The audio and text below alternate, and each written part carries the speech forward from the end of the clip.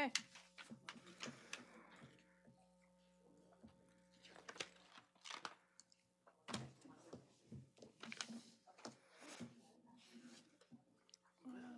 You want to do the invocation? Good morning and welcome to the 2025 Strategic Planning Retreat. We have a text in to Commissioner Kennard to make sure that he remembered us. And Denise Lynn is attending another board meeting this morning regarding the medical examiner's office stuff. So that's going to be a fun update. With all of that said, I'm going to invite Commissioner Finnegan to say our invocation, and Chief Stevens, would you like to lead us in the pledge? Actually, I'm going to take it away from you and ask that guy sitting there in the middle from the sheriff. You. I ask you to come say the pledge. Will you please stand?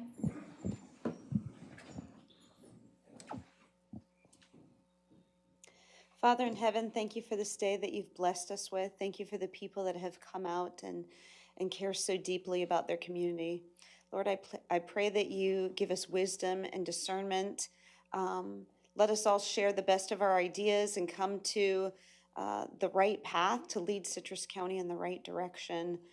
We know that your way is the only way, and what we do in your will is the best for Citrus County and the citizens that we have been elected to speak for and protect. We love you. We ask for guidance through this day. In Jesus' name, amen. Amen.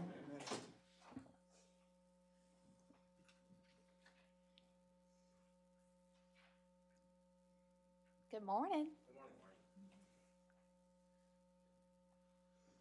I pledge allegiance to the flag of the United States of America and to the republic for which it stands, one nation, under God, indivisible, with liberty and justice for all.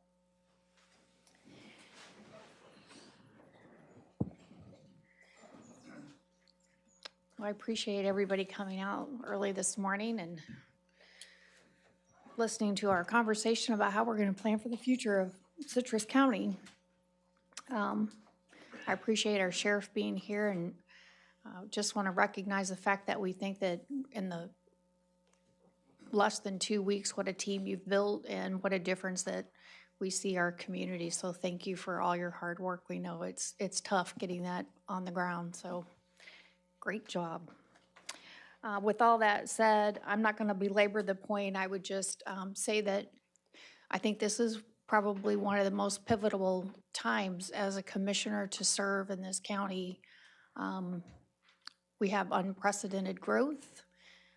We have challenging times. There's never enough money to keep up with the growth that's coming.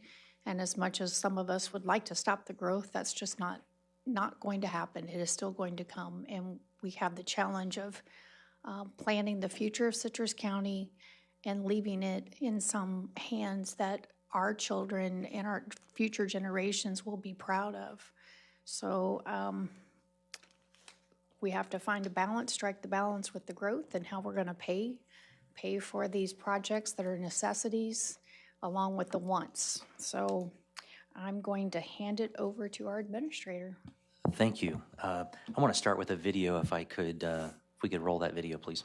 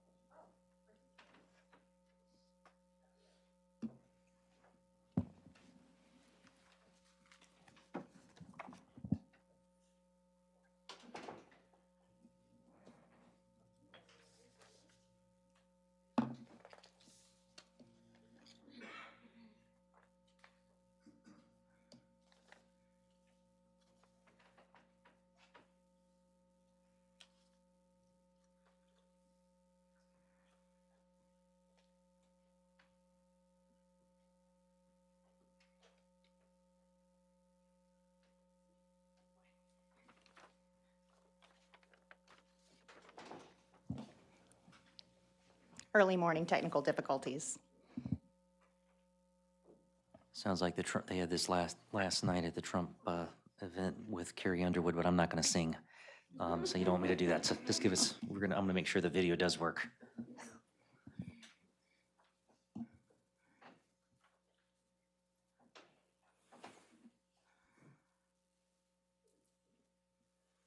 Areas that this storm is not to be dismissed. You have to take it seriously.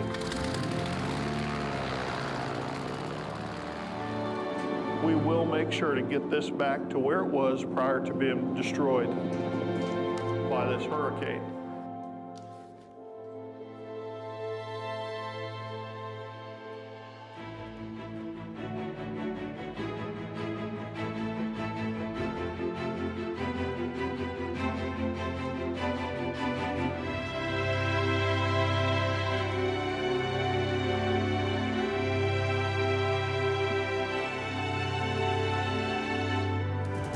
"2024 was a challenging year for Citrus County.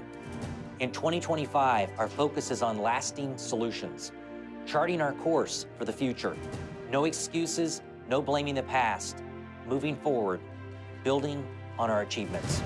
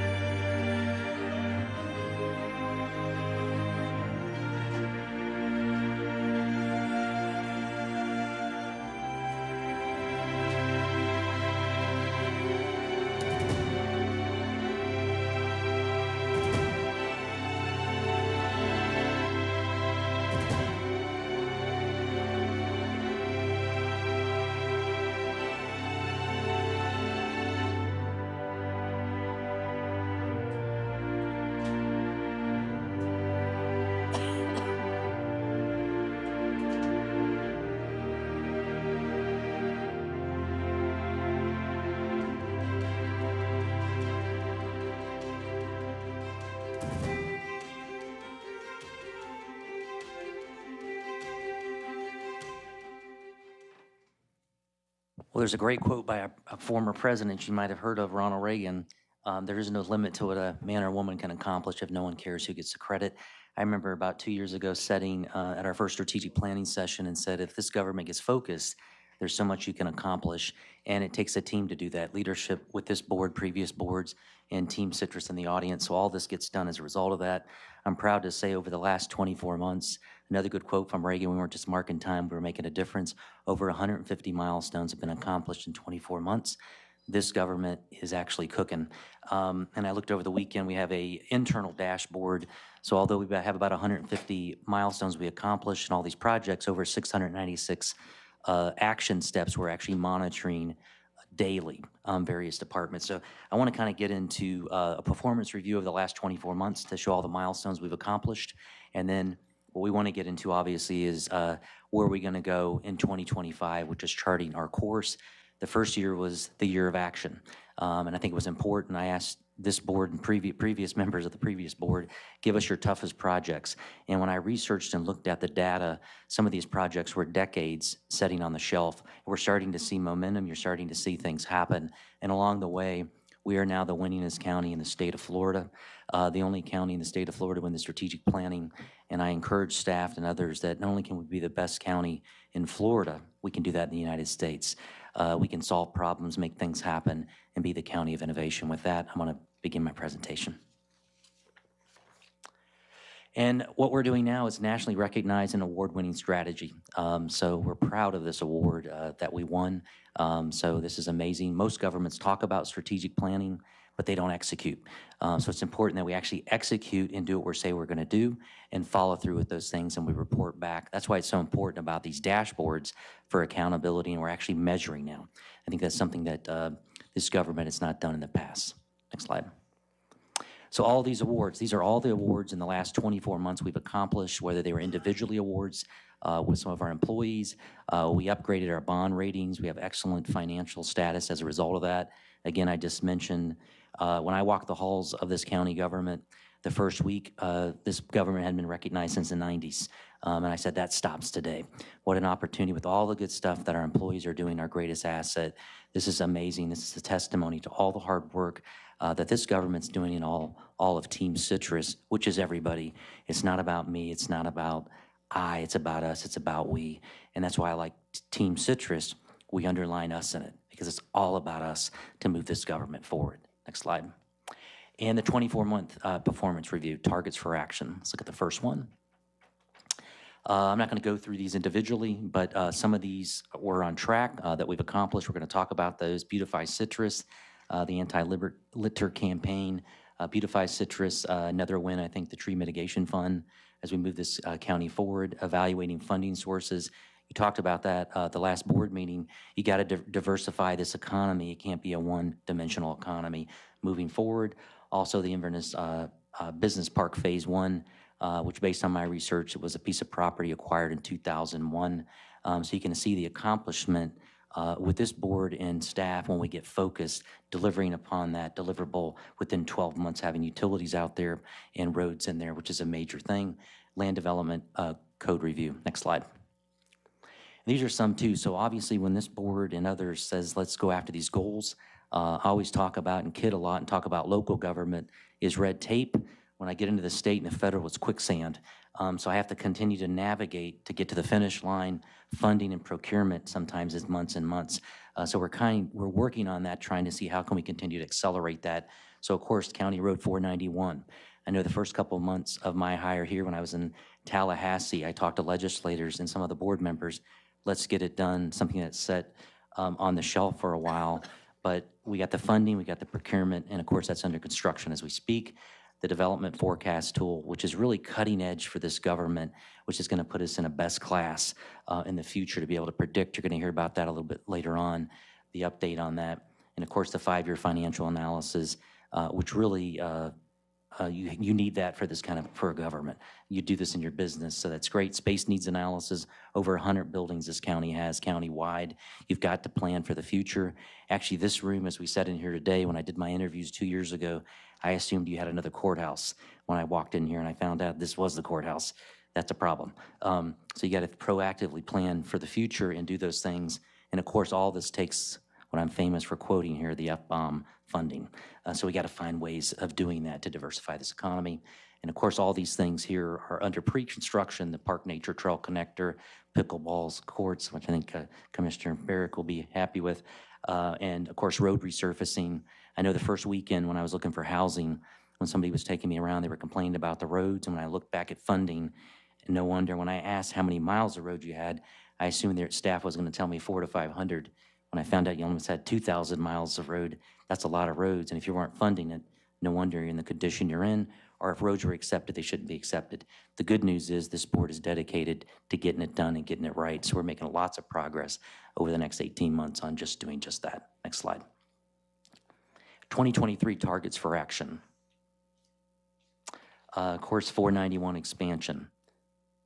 Next slide. So over the last 24 months, 14 milestones were accomplished to get that project to where it is today. We're on track to see that accomplished in 2025. What's amazing with Team Citrus on that, this is a longer stretch of road, and we're doing it in a less amount of time. I think we're actually going to get this done in 2 years less than it took for phase 1. So I applaud, again, Team Citrus being focused. So again, a lot of milestones over the last 24 months. Oftentimes people don't realize all the activities that you're doing countywide, but 14 milestones accomplished in the last 24 months on this project. Next slide. Inverness Airport Business Park, I think a big win for this community, a major asset. I think we have a great amount of opportunity. Last 24 months, 19 milestones accomplished on that project to get phase 1 completed. We're now moving into phase 2, lots of opportunity for the taxiway, corporate hangar, all those things are being done as we speak. Next item. Crystal River Airport, heard a lot about this. I'm sure Captain Davis now is in heaven smiling at us and overjoyed. So when I went back and looked at this, looked at when this was first talked about, and then we got all over it. 28 milestones accomplished on this project in the last 24 months to get there. We're now going towards the formal EA, which you have to have. That was talked about in 2018. We're actually making real results with this project now. So applaud again, Team Citrus. The barge canal, I know this is near and dear to one of the commissioners here. When I got here, everybody told me a lot of these projects were shovel ready. They weren't shovel ready.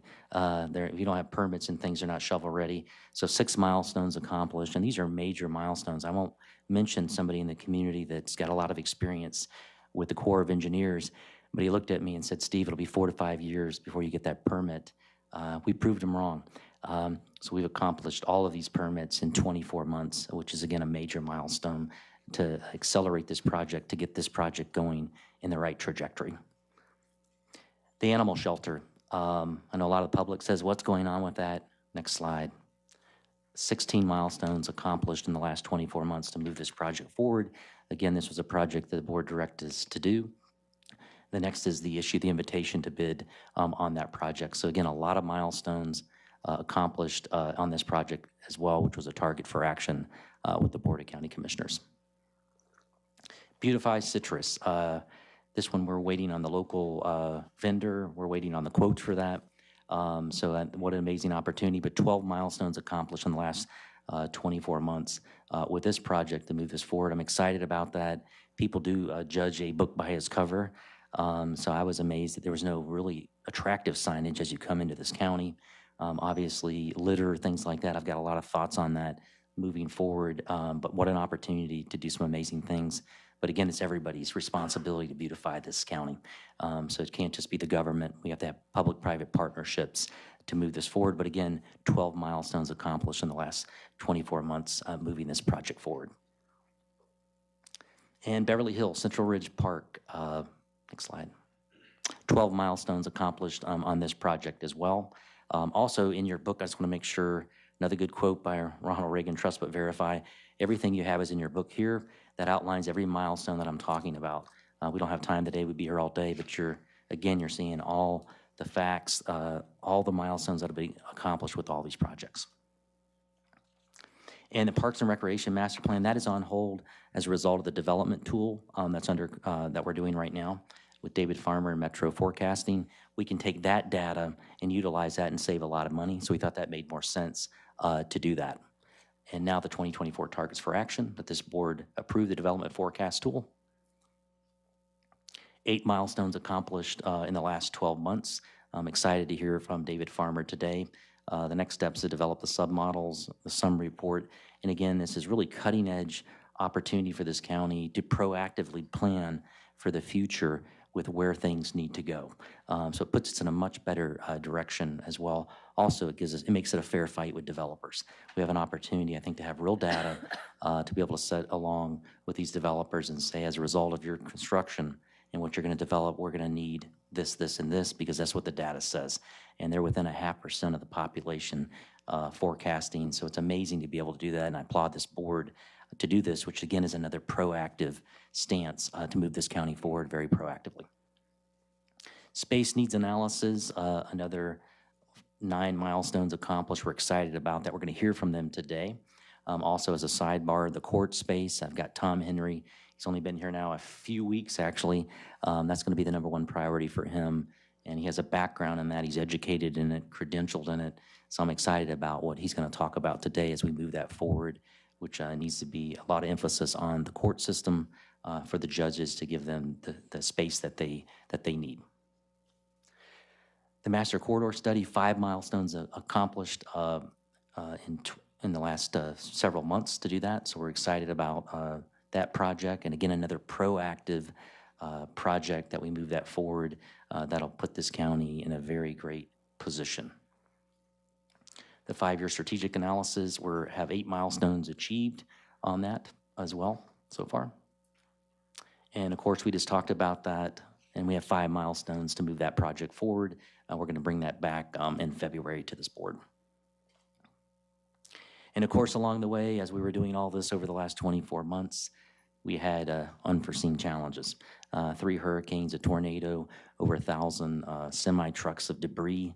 So along the way, as we're navigating day-to-day operations of county government as well as trying to reach these goals, we have these bumps in the road that we have to accomplish. And everybody did an amazing job, the public sector, the private sector, our agencies, state, federal, everybody came together. And this actually did make us stronger as we continue to move this county forward. And we're still picking up some debris. There's actually little pockets here and there, but did an amazing job after the storm and during the storms with all of these, working together with all of our partners. And Team Citrus did amazing work. I'm going to turn this over, and along the way, obviously, we have targets for action, which you all set yearly. But along the way, we have outstanding commission items, and again, we're tracking everything. So what gets measured gets done. Absolutely. Good morning, Commissioners. So we have our targets for action, which are the goals that you set annually at this event in January, and that is what Mr. Howard just went over. However, we are tracking a lot of other projects on a daily basis, both internally and then also reporting externally. You guys will likely recognize this list of goals as we go over it every 2 weeks at the Board of County Commissioners' regular meeting under Outstanding Commission Items. At any time, these are available on citrusbocc.com/strategy to see the current status as well as the steps that have been completed and what the next steps might be for these projects. Additionally, we have a section of projects called Management in Progress. These are interesting projects that have perhaps not been identified by the entire Board of County Commissioners, but are something that we are working on internally through administration. We do not have these reporting externally, but if there's ever any interest in any of these projects, just know that we are keeping tabs on each and every one of these, and any kind of emerging project that might be worth exploring could also be added to this list in the future. We also track our legislative priorities. There are a few new projects this year, including the fire station, that are not on the list at this time, so we'll make sure to get that added. We also have septic to sewer projects. Each septic to sewer project that has funding or is in an active phase is currently being tracked. And we also have recently internally begun tracking our capital projects advisory group. Every project that we have elevated to that regular meeting is now being tracked. Rather than once a quarter at an in-person meeting, it's being tracked on a website each and every day so that every staff member can go in, check the status, and update it as necessary. And that's what I've got. All right, let's see if we can get David. We're going to see if we can get David Farmer. He's going to join us. But I thought it was important on if we want to spotlight just a few of these projects, this development forecast tool. It's a very powerful opportunity for this county. So I wanted him to do an update. He's been doing a lot of good work across the county, but I wanted to kind of bring him on just to tell us the current status and his next deliverables. Good morning.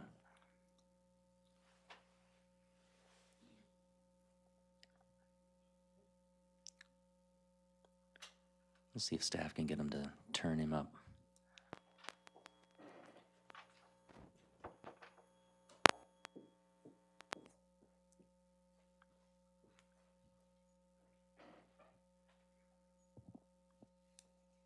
Good morning, David. Can you hear us?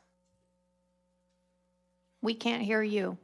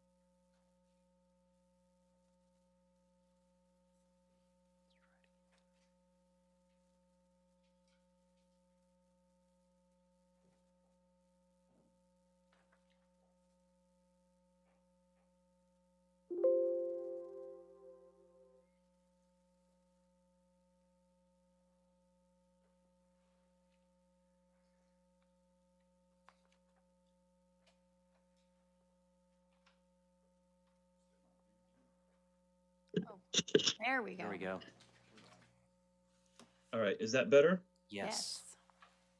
You can hear me, yay. Well, thank you, Sorry for Dave. that technical difficulty. Well, thank you, David. If you could just update the board and the public of where you're at now on the status and next steps. Did you want me to use slides for that? If you have, that'd be great. I do have them Okay. here for you, Mr. Farmer. Okay, very good. Okay, so good morning and thank you for having us here today to just give you a quick update on the IGM status. Next. So I think what's important here is, why are we here? What are we trying to accomplish? And so some of the things are, where are your highest growth areas? Especially now that we've had some impacts from storms over the past year or so. And then, the area, the county itself is not every area is going to develop or evolve in the same pattern or at the same rate. And so we're trying to uncover the areas that are more likely to grow than some others. We also want to know how much then commercial space building areas needed to support that population that's going to be living in the area. It's important we have enough commercial in the right locations to minimize unnecessary trips and to shorten the length people need to get to the good or service that they need to get to. And then that leads into how do we plan for reduced congestion? Well, that is just what I was talking about, making sure we have the goods and services in areas that are in close proximity to the people that we want to serve. And then finally, as the county manager was saying just a few minutes ago, when developers come along and they propose something, what impact does that have to our public facilities, and are they allocating enough land to support those? If we build this project and because of that I need a new fire station, well, let's make sure they're setting aside the land for that fire station and other things, parks and other public uses along the way.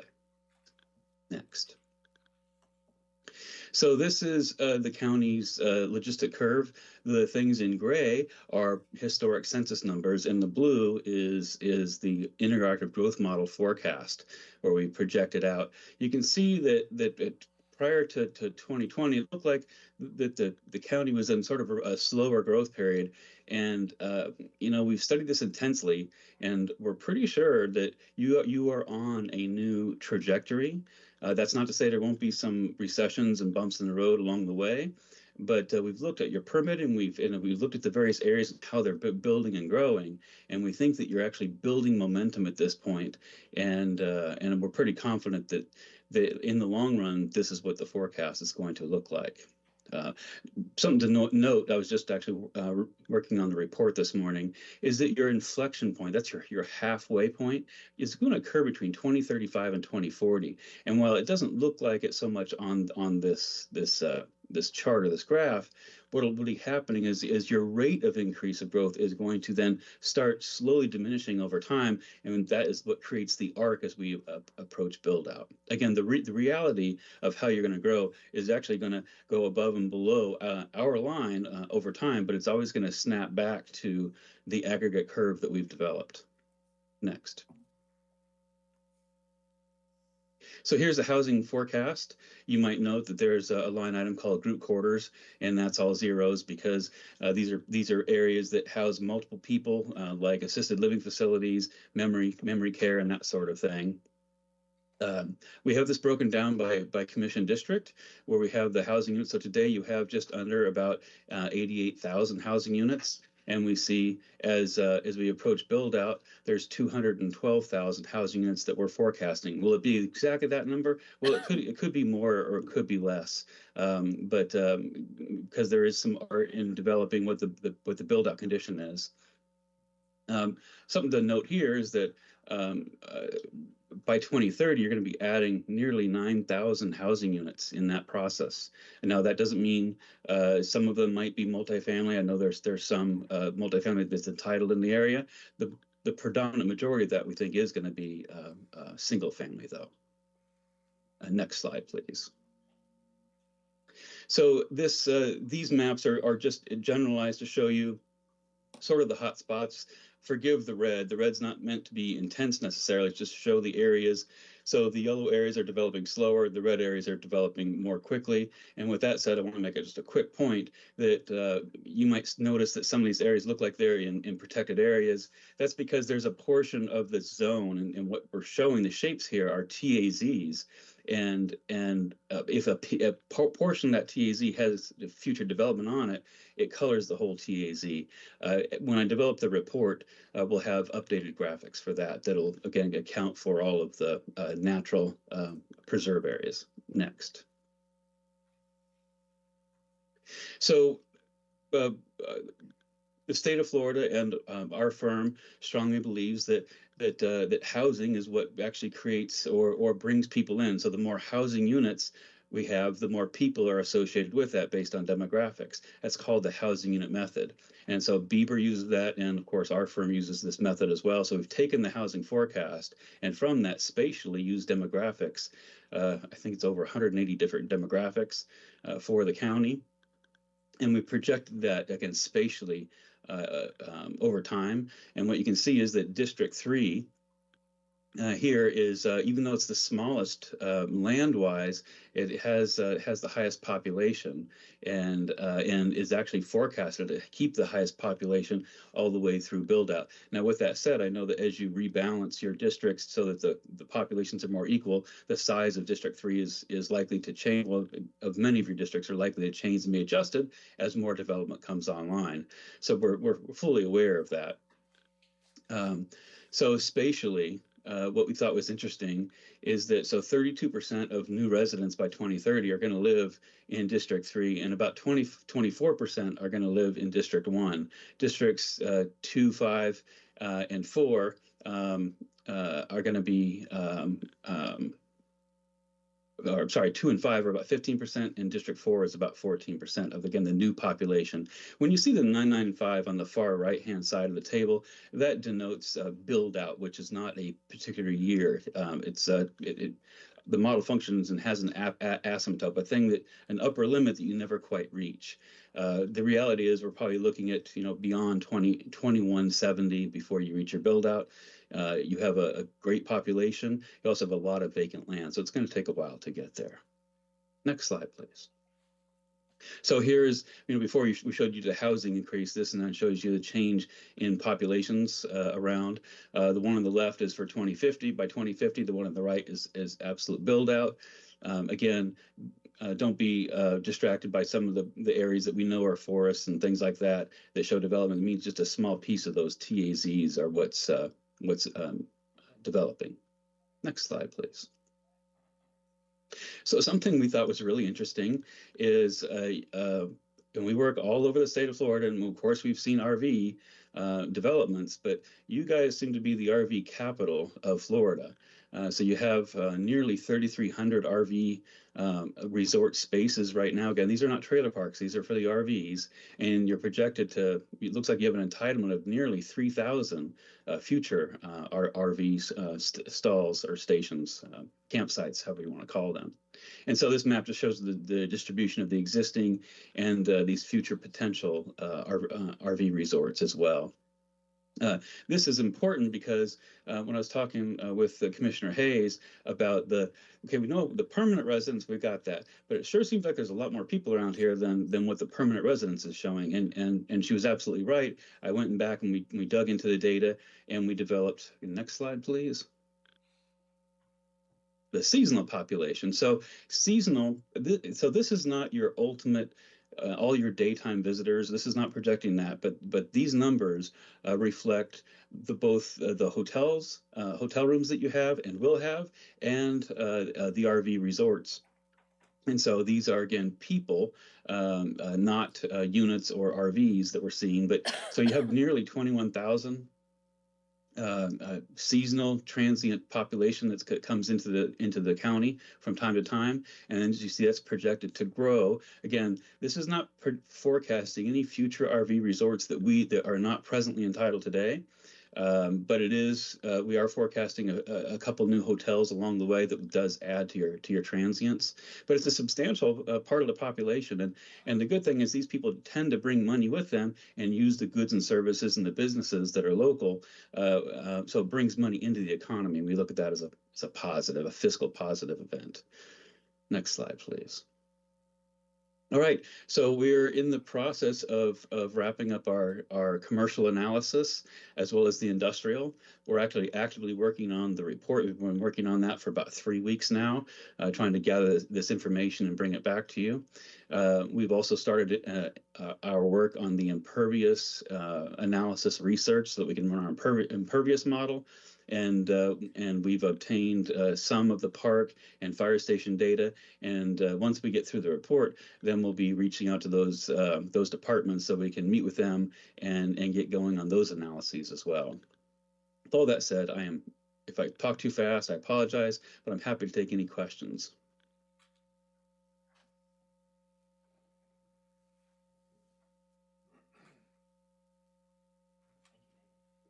Thank you very much. We're going to go on to the next one then. Our next presentation will be the space needs analysis, and if you could just give us one moment to get that presenter ready.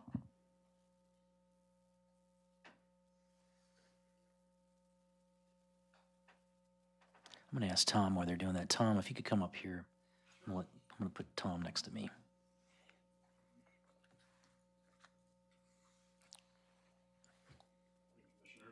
Good morning.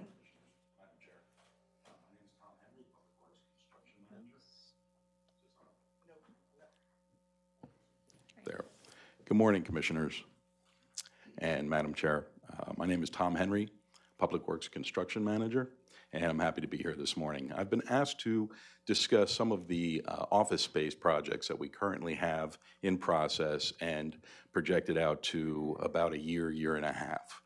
And there is the largest high profile is the project that we're working on right now is the 2 new courtrooms upstairs that will be upstairs. In order to bring those online, we'll have to move some of our tenant partners to other locations.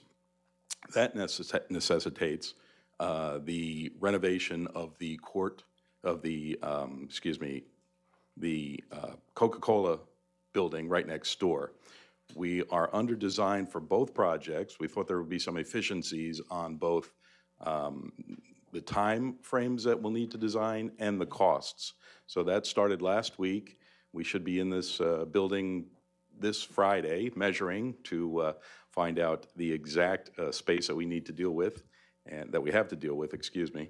And pardon me, after that we'll go into bidding. We plan on using the same contractor, again, to save some time and some costs and capitalize on those efficiencies right there. Another large project that we have would be the build-out and renovation of the previous Nature Coast EMS building, where we plan to, we're at actually 100% of the plans. We're just waiting for signed and sealed plans from the architect now.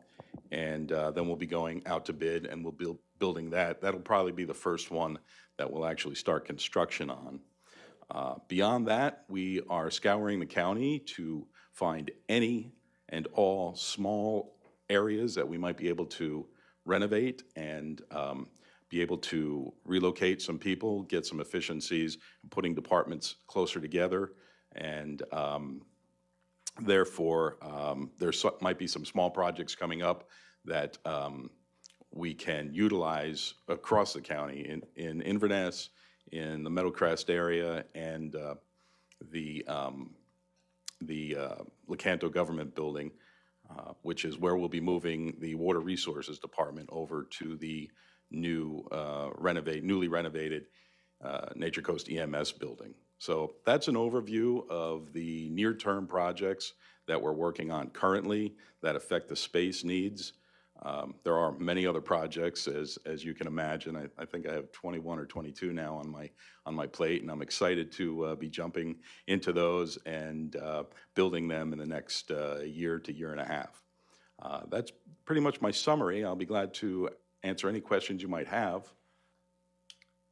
I think I would like to see the presentation first, and then maybe if you just want to take a seat on the front row, and we'll bring you back up. Yes, okay, Thank great. you. We're Thank glad to have you aboard. Okay, our AV team's going to go ahead and get that Teams presenter in.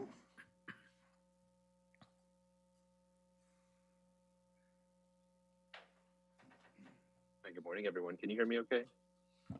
Yes, thank you. Right, I see the slides are already ready to go, so that's great. All right, good morning, everyone. My name is Jake DeVost. I'm a senior workplace consultant with AECOM. We've been contracted to work with Citrus County to conduct the space needs assessment, as Mr. Henry just outlined for us. We've had the pleasure of working with and alongside the county administrator's office and the county facilities teams to better understand essentially how select departments and agencies are currently using their workspace and how we can better plan for future growth, as mentioned before, as Citrus County's population continues to grow. So with this study, we can better analyze how departments function and exactly what space types are best suited for the various workflows amongst the county. As Tom had mentioned, this assessment is currently in progress as we wrap up final deliverables later this spring. Next slide, please.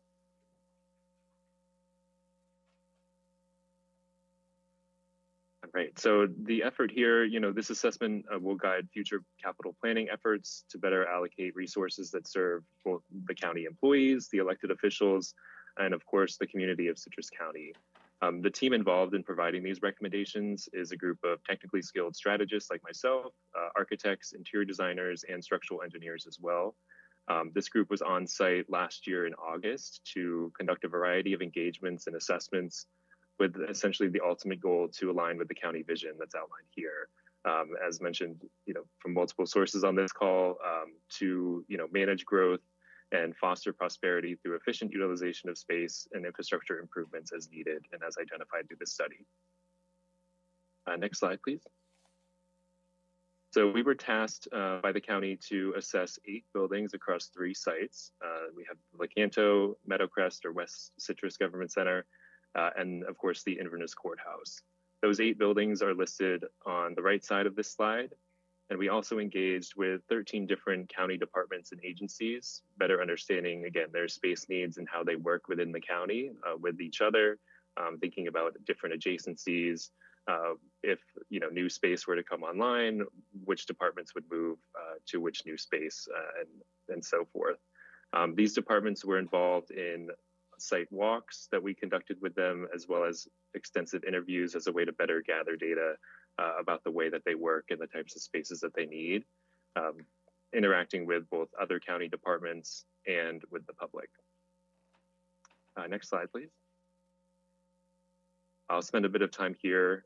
The scope of this initiative has several priorities, as outlined in our deliverables, really looking first and foremost at the judicial functions at the Inverness Courthouse to better understand the utilization of the judicial spaces like the courtrooms, the public areas, and the judges' suites. We also seek to better understand the county departments and constitutional and state offices, so how we can work to modernize a more, providing more cohesive, functional space for both their work and the work that serves the public as well. Overall, this assessment is an exercise to reimagine the county facilities by potentially co-locating, as mentioned, co-locating departments that best work together to ensure that the most efficient use of space and funds for improvements are there in a lasting way for the future. And lastly here, just on the left side, the assessments are designed to meet the needs of the public, understanding how residents interact with county facilities and streamline services where possible through the study. The assessments hold 3 primary deliverables on the right side of this slide, 2 of which have already been completed, and 1 is still in progress, set to be delivered later this spring. The visioning report was an activity that was conducted with the senior staff at Citrus County overall, as kind of the name implies, to better understand the vision and the overall goals of the county as it relates to growth, facilities, and space needs. The conditions assessment was conducted by our structural engineers and architects, looking at those 8 buildings to assess the overall functionality, the conditions, and any needs for immediate improvements that were outlined as part of this study.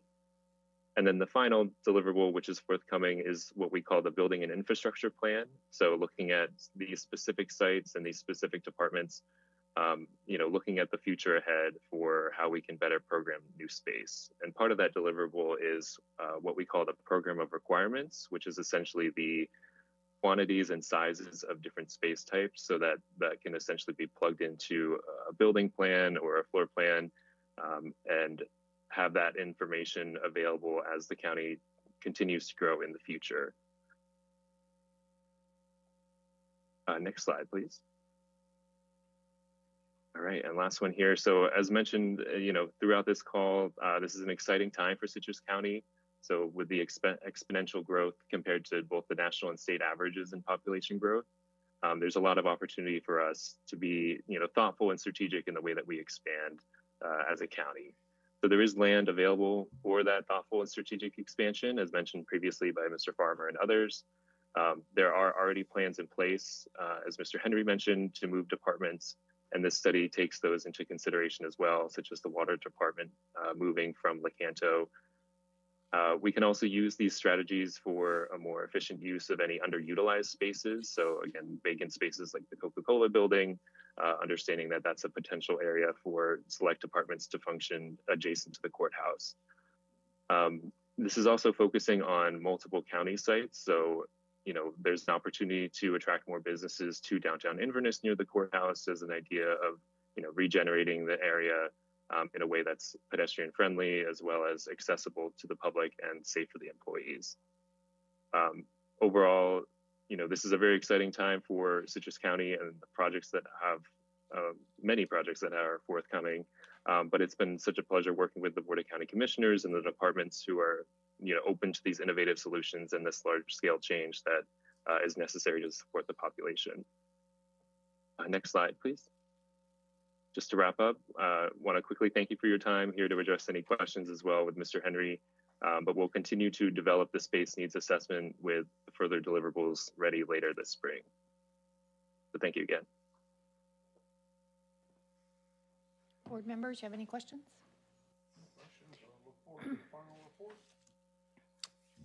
My only question is, I know we're looking kind of immediately, but what is the projection long-term, what we're going to need? And,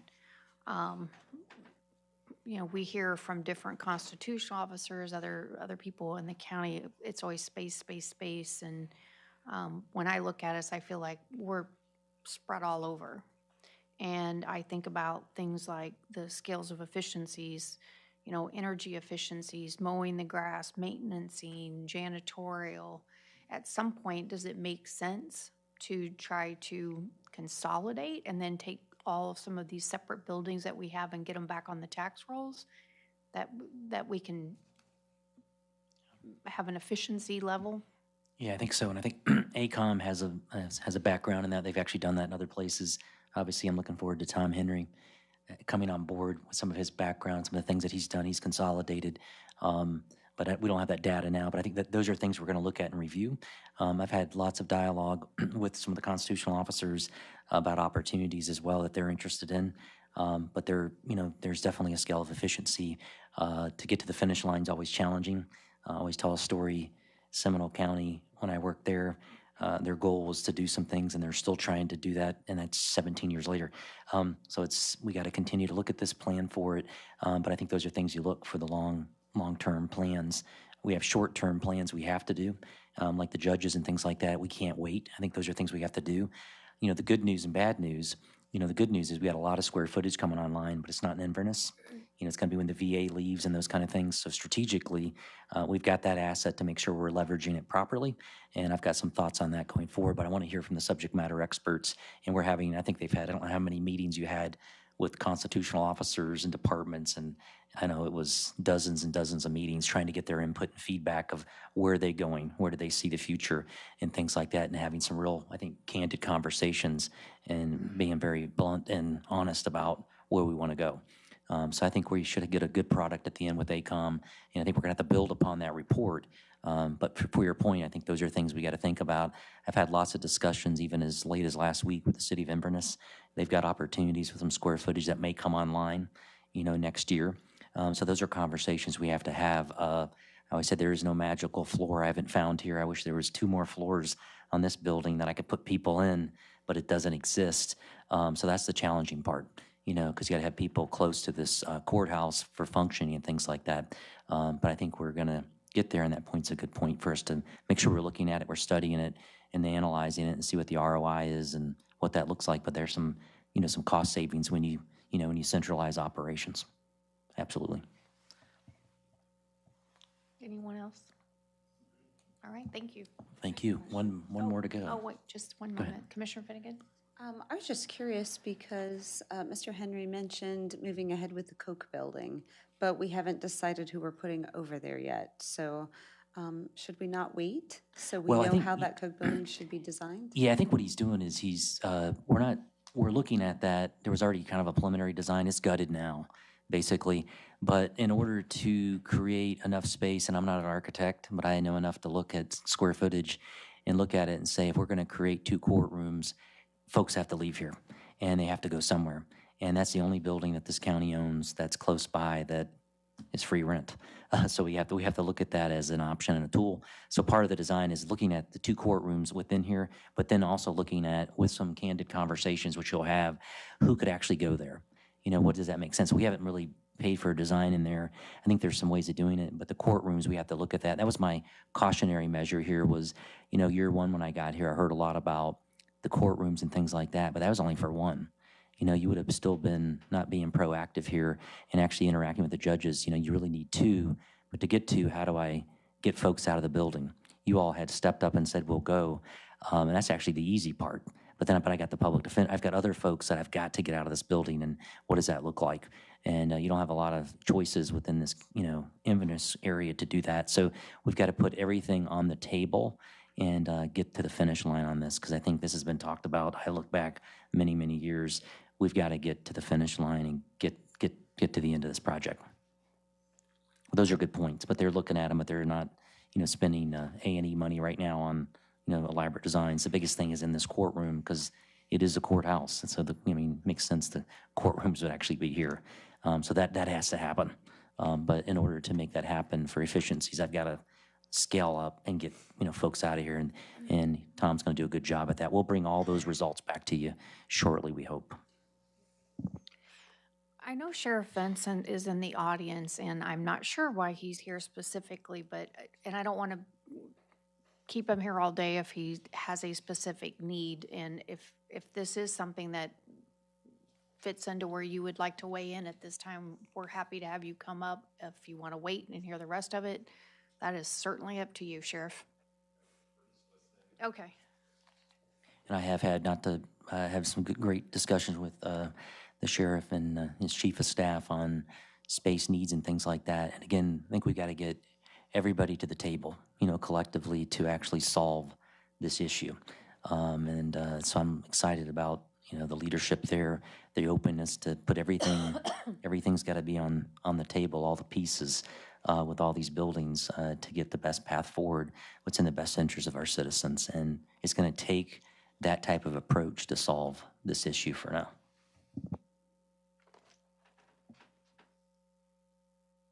We're going to go on to the next one, then the pavement assessment tool, which I'm very excited about. They're crisscrossing the county as we speak. Actually, I was at the Manatee Festival over the weekend. I had a citizen come up to me and wanted me to talk about these trucks they're seeing crisscrossing the county. They were very excited about it, and they actually had a background in business, relocated here.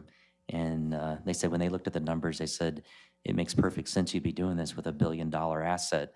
So when they understood that, they said, this is really going to be amazing for the county. So with that, I'll let you tell us where you're at now. Well, good morning, commissioners. Thank you very much for the opportunity to present this project to you. I'd also like to commend the board and the county for this undertaking, because it is really a very strategic step in the right direction for the county to manage such an important infrastructure for the county and your citizens. My name is Katia Delgado. I am the project manager with Mont McDonald. I'm working on the payment management development and implementation program for the county, for Citrus County. And how do I advance, or do you? Okay, yes. Next slide then, please. Before I go into details about the project itself, I would like to take a step back for a moment and just talk a little bit in general about payment management, what it is and its importance. So at its bare bones, payment manages the application of strategies, tools, treatments to preserve payments in the best possible condition for as long as possible, given the available resources. And those resources, the immediate one that comes to mind is funding, but it also can be availability of contractors, availability of materials. Maybe you don't have these resources available in your area, so that kind of cuts what you can do. The key here is that there is no one size fits all for any agency. What is payment management for Citrus County will look very different than what is payment management for, say, Hillsborough or Polk County. And the reason that is that because the county has very unique challenges, the complexity of its own network, and all of these things come into play to make sure that what we are developing is specific for Citrus County for the needs and the goals that you are setting for what you want your roadway network to look like. Next slide. So why is payment management important? Well, the first and foremost is public safety. And as I was listening to some of the earlier presentations, they kind of tie into these topics. So our road networks allow citizens, goods and services to move from one point to the other. And we as public works and government agencies, we have a fiscal and a stewardship and responsibility to make sure that these infrastructures remain in the best possible condition, given, again, the resources that we have to be able to maintain them. And to do that, we have to be, as an organization, we have to be smart about what we're doing and how we're applying our resources. So there's also an element of sustainability and financial performance that comes into play, right? We really want the taxpayers' dollars and those funds to be stretched out as much as we can and to be efficient. If we do all of this successfully, then we are also managing risk and liability down the line, which ultimately ties back into public safety. Next slide. Just looking, and if you want to click a couple of times on that one, to talk a little bit in general about pavement life cycle. When payments are new, right, you might be familiar, you might have heard of a concept called Pavement Condition Index, or PCI. In many places it's called that, or the overall pavement condition. It's just like a score. In a lot of places it's a 1 to 100, a 1 to 10, but it gives an idea of how good or how bad the condition of that pavement is. Obviously, brand new pavement tends to be at 100. Here in the Florida sun, as it gets baked, the oils and binders that are in the pavement literally get baked off of it. And so it starts, the material doesn't have anything to hold it together. It starts to break apart, especially with all the vehicle traffic on it, rain, et cetera. And as that happens, the cost of maintaining that pavement in good condition or fair condition gets more expensive the later we wait down the line. So if you look at that curve, the objective payment management is to try to keep the payments at the top of that curve as long as possible. And it's recognized that spending $1 at the top of that curve to prolong that life of that pavement saves us $6 to $12 down if we wait towards the bottom. And if you think about this, this is very similar to what you do at your home or your auto. If you put off doing periodic oil maintenance and filter changes on your car, well, down the line, you're going to have a transmission problem. So which one would you rather do? Would you rather do the periodic oil and maintenance filters, or would you eventually want to pay hundreds of dollars to change your transmission? So this easily translates to what the core of payment management is. Next slide. In general, there are 5 core principles that have a series of components, and in the life of this project, we'll be touching on all of these. Now, some of these the county already has, or in some degree or less or more, is already participating in. But the very first one is knowing what you have and what condition it is. And that comes into the survey that was just mentioned, and I'll go into a little bit more detail. That is the backbone of payment management. If you don't know what you have and what condition it is, you really can't do much more after that. After that, then we go into subjective planning and tracking, which the county is currently doing. You already have some basic rules that your staff uses to set up the annual resurfacing lists that are published and are available on the county website. And what we will be doing now is adding a little bit more of information, of data, and other structures that will help develop these work plans in a manner that helps extend your budgeting. So then as we go into phase 3, and we talk about structured treatments and applications, you might have heard of the 3 R's: the right road, the right treatment at the right time. That's where the county now is starting to aim for, right? We want to make sure that the treatments we're doing them at the right road, at the right time for those roads, so that we keep them again at the top of that curve as much as possible. And I also add a 4th R. I call it the right reason. And then we'll be going now, in part of this project is developing software for you to help you prepare objective plans and predict the needs of your network. And those needs can be either funding needs, or they can also be if you set goals, like how do you want your network to look? So we'll be able to do the analyses with the software that we're going to be setting up to help you make those determinations.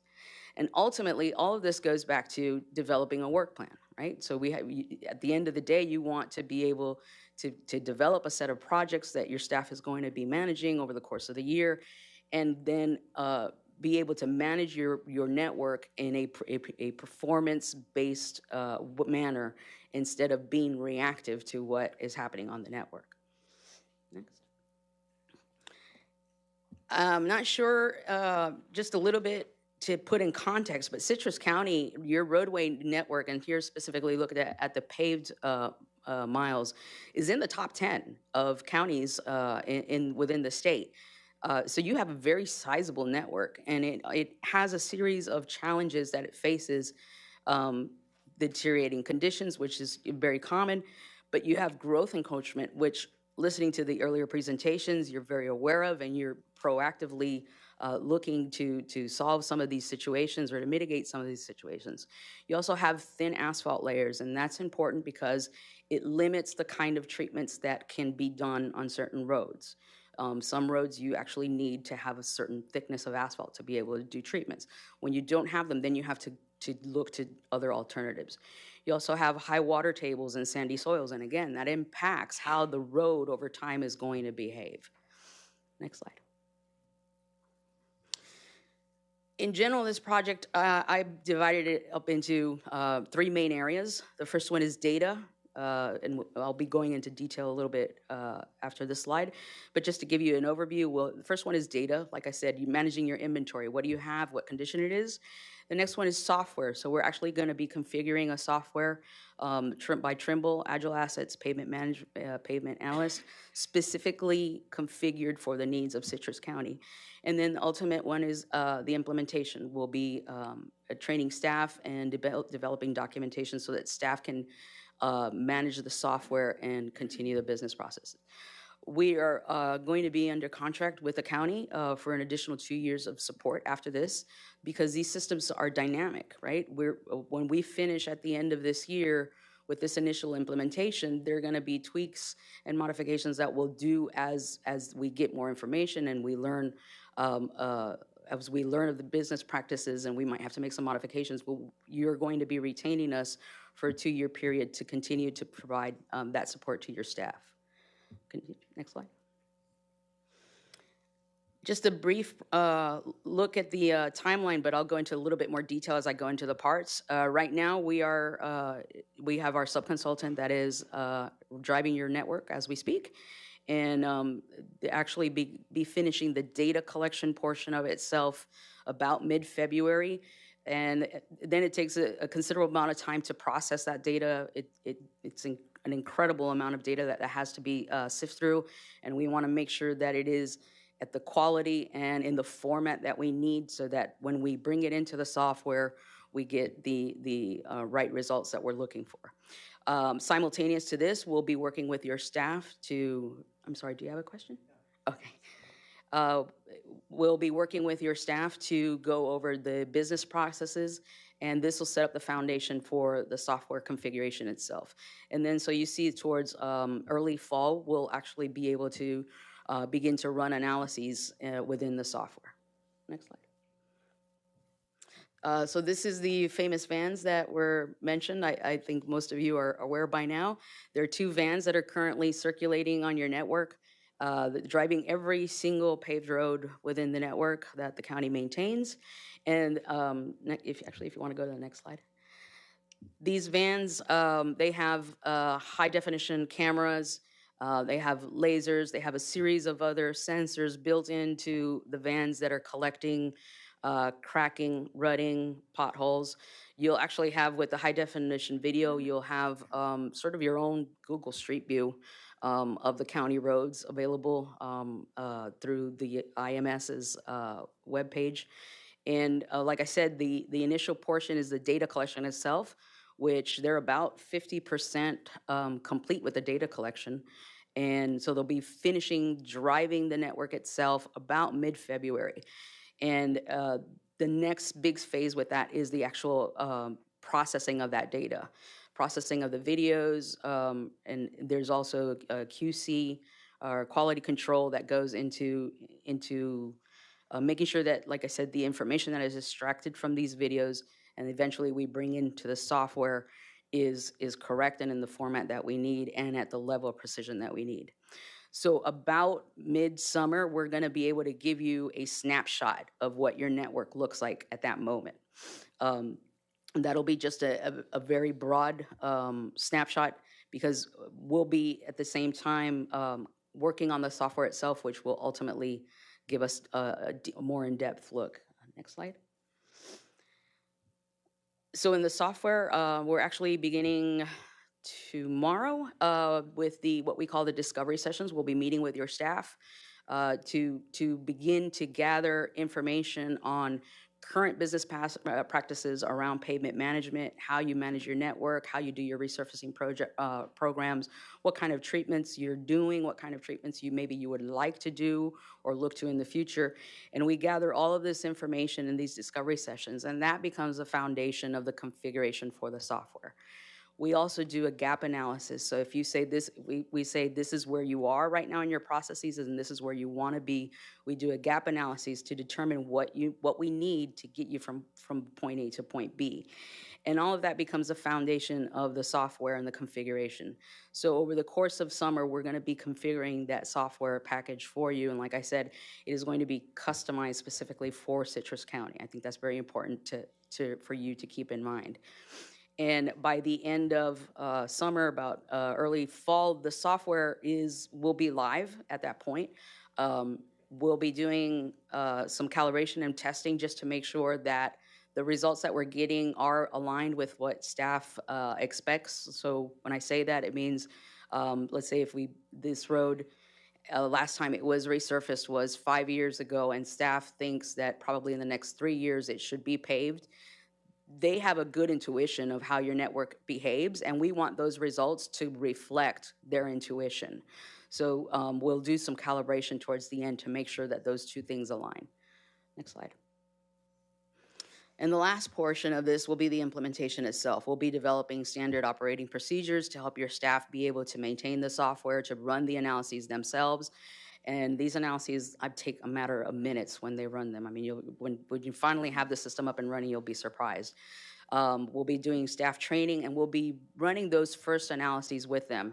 So those first analyses are going to consist of what is your current network condition? What are the budgetary needs that you have, right? What's your backlog? What are your unmet needs? We'll be able to do all those analyses.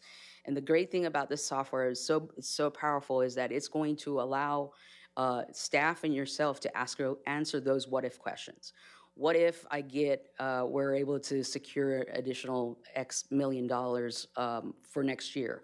Or vice versa, what if something happens and we have to cut funding? How does that affect the network down the line? So this software is really going to be able to help you and your staff answer those what-if questions. Next one. And all this, really the end goal is to be able to manage your network with data-based decisions. If you notice, I say beta-based instead of data-driven, because there's always an element of our business processes that has to come in. It has to make sense, not necessarily we're going to blindly follow the data. So I like to say data-based decisions. But we want the system and this process to be consistent and reproducible, because that also adds an element of transparency and accountability for us with our constituents. We're going to be using this system to create your annual work plans going forward, so that your staff will be able to produce, a 3 or a 5 year work plan, and see how that affects the network overall. And again, how does the budgeting come into play, budgeting changes, budgeting needs.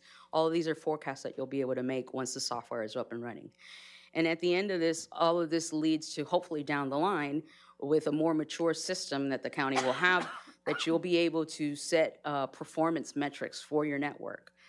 So, for example, we have some clients that maybe they say, well, we want, evacuation routes and major collectors to not fall below a certain category of condition, or we want local roads to fall within a certain range. So you'll be able to, as you gain experience in the system and mature, you'll be able to make these determinations further on down the line. And hopefully this is, it seems to be that's the path that the county is going for. So again, I commend you for that. So I'm happy to entertain any questions that you may have with that. And thank you very much. Great information. Board? I got a couple of questions. First of all, you're talking about a system that's integrated. Okay, now, I'm probably really dumb because I thought we were getting a van, but the way you're describing it, you own the vans, you do the work, it's your system, we're paying you for an initial and then a 2-year contract. So after that initial time, who owns the software and who owns to keep going and keep it updated and keep it moving? Very good question. So the software is the county's. The license is purchased directly by the county with Trimble. You'll be entering in a software licensing agreement with them directly. We're simply helping you set up that software, and we'll be showing you and your staff how to operate that system. And we'll be on board for a certain time to provide support with configurations, like I said, because sometimes as data starts to come in, you'll see that there are some changes that might have to be made. But the software is purchased directly by the county.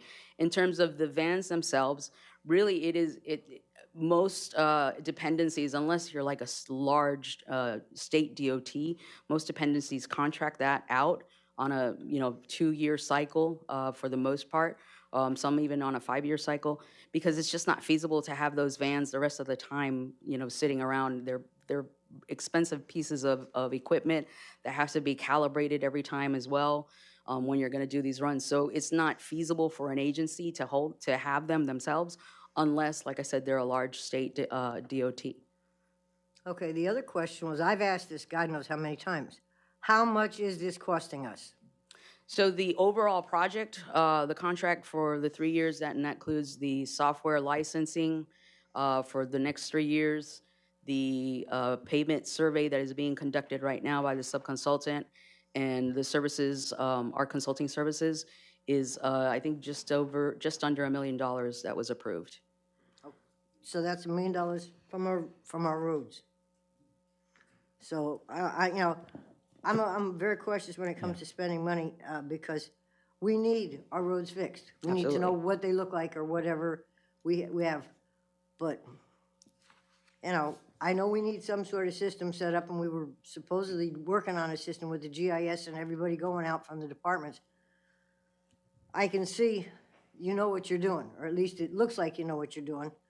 And since we're going to own the software, but you're going to maintain it or have a relationship with us to maintain it, I want to know what's the long plan, not 1 year that it's going to take to do this, 2 years that you're going to have the contract. Mm-hmm. Where are we going to be? It's going to take us almost 15 years to get our roads up to where they should be. Where are you going to be? Are you still going to be with us in 15 years and all the updates are going to be just so much per year? Well, if I may, Madam Commissioner, and thank you for that question. Just to give you a little bit of background of myself, I am the former payment manager and asset manager for Polk County Roads and Drainage System. So I have traveled the road that Citrus County is traveling right now. When I started with the county back in 2015, this is exactly the journey that I undertook with the county, setting up the system. And this system, what I find is wonderful about these systems is that we set them up so that regardless of who is there, the system persists. And it is an established policy and system for the county. So once I left the county, the system still stands and runs. And my ex-coworkers who is now in charge, he had something to step into when he took over my position. He didn't have to second guess. And so there's a continuity that this system and the policies and everything maintains and continues. The licensing, the software licensing, I mean, that it would be up to the county, however long they choose to continue to maintain the license. Like I said, in the case of Polk County right now, they're going on 10 years that they've been using this software successfully to create their work plans and manage their networks. And their system has become one to the extent that is nationally recognized for the innovation and the efficiency of that system. And I look and I see Citrus County beginning that journey and heading in that same direction. Okay, so now you're going to take care of the road part of it. Do you also look at how much traffic goes on that and what type of traffic? In other words, currently, we don't have universal garbage collection. And that's one of the basic things that my residents in my district complain about, because we have garbage trucks going down our roads 4 days, 5 days a week. They're not little trucks. In my district, we are also doing a great deal of building. So we also have larger trucks going down. Do you take any of that into consideration other than just the depth, Absolutely, yes. So part of the data that we'll be collecting during the discovery sessions with your staff is we'll be gathering information like you have. If you have traffic counts, if you have, and again, relying on the intuition and the knowledge of your staff of the network itself, they'll be able to tell me things like this road historically floods, and I think actually you have some GIS data to those extents. All of these sources of information will be pulling into this system to add, again, more intelligence to help make better decisions of how to apply your funds and protect your network. Thank you for answering. No problem. Any other questions? Commissioner Kennard. Yeah, just a comment. Great presentation. Too often we get presentations in front of us that are a lot of word salad. This was meat and potatoes, good information. I'm looking forward to the final report. Thank you. Thank you very much. Thank you very much for the opportunity. If I could just add one thing, and one thing with, Mont McDonald, and I'm frugal too with the finances, but when you look at this asset, it's, and based on the numbers you look at, it's probably $1 billion asset at least.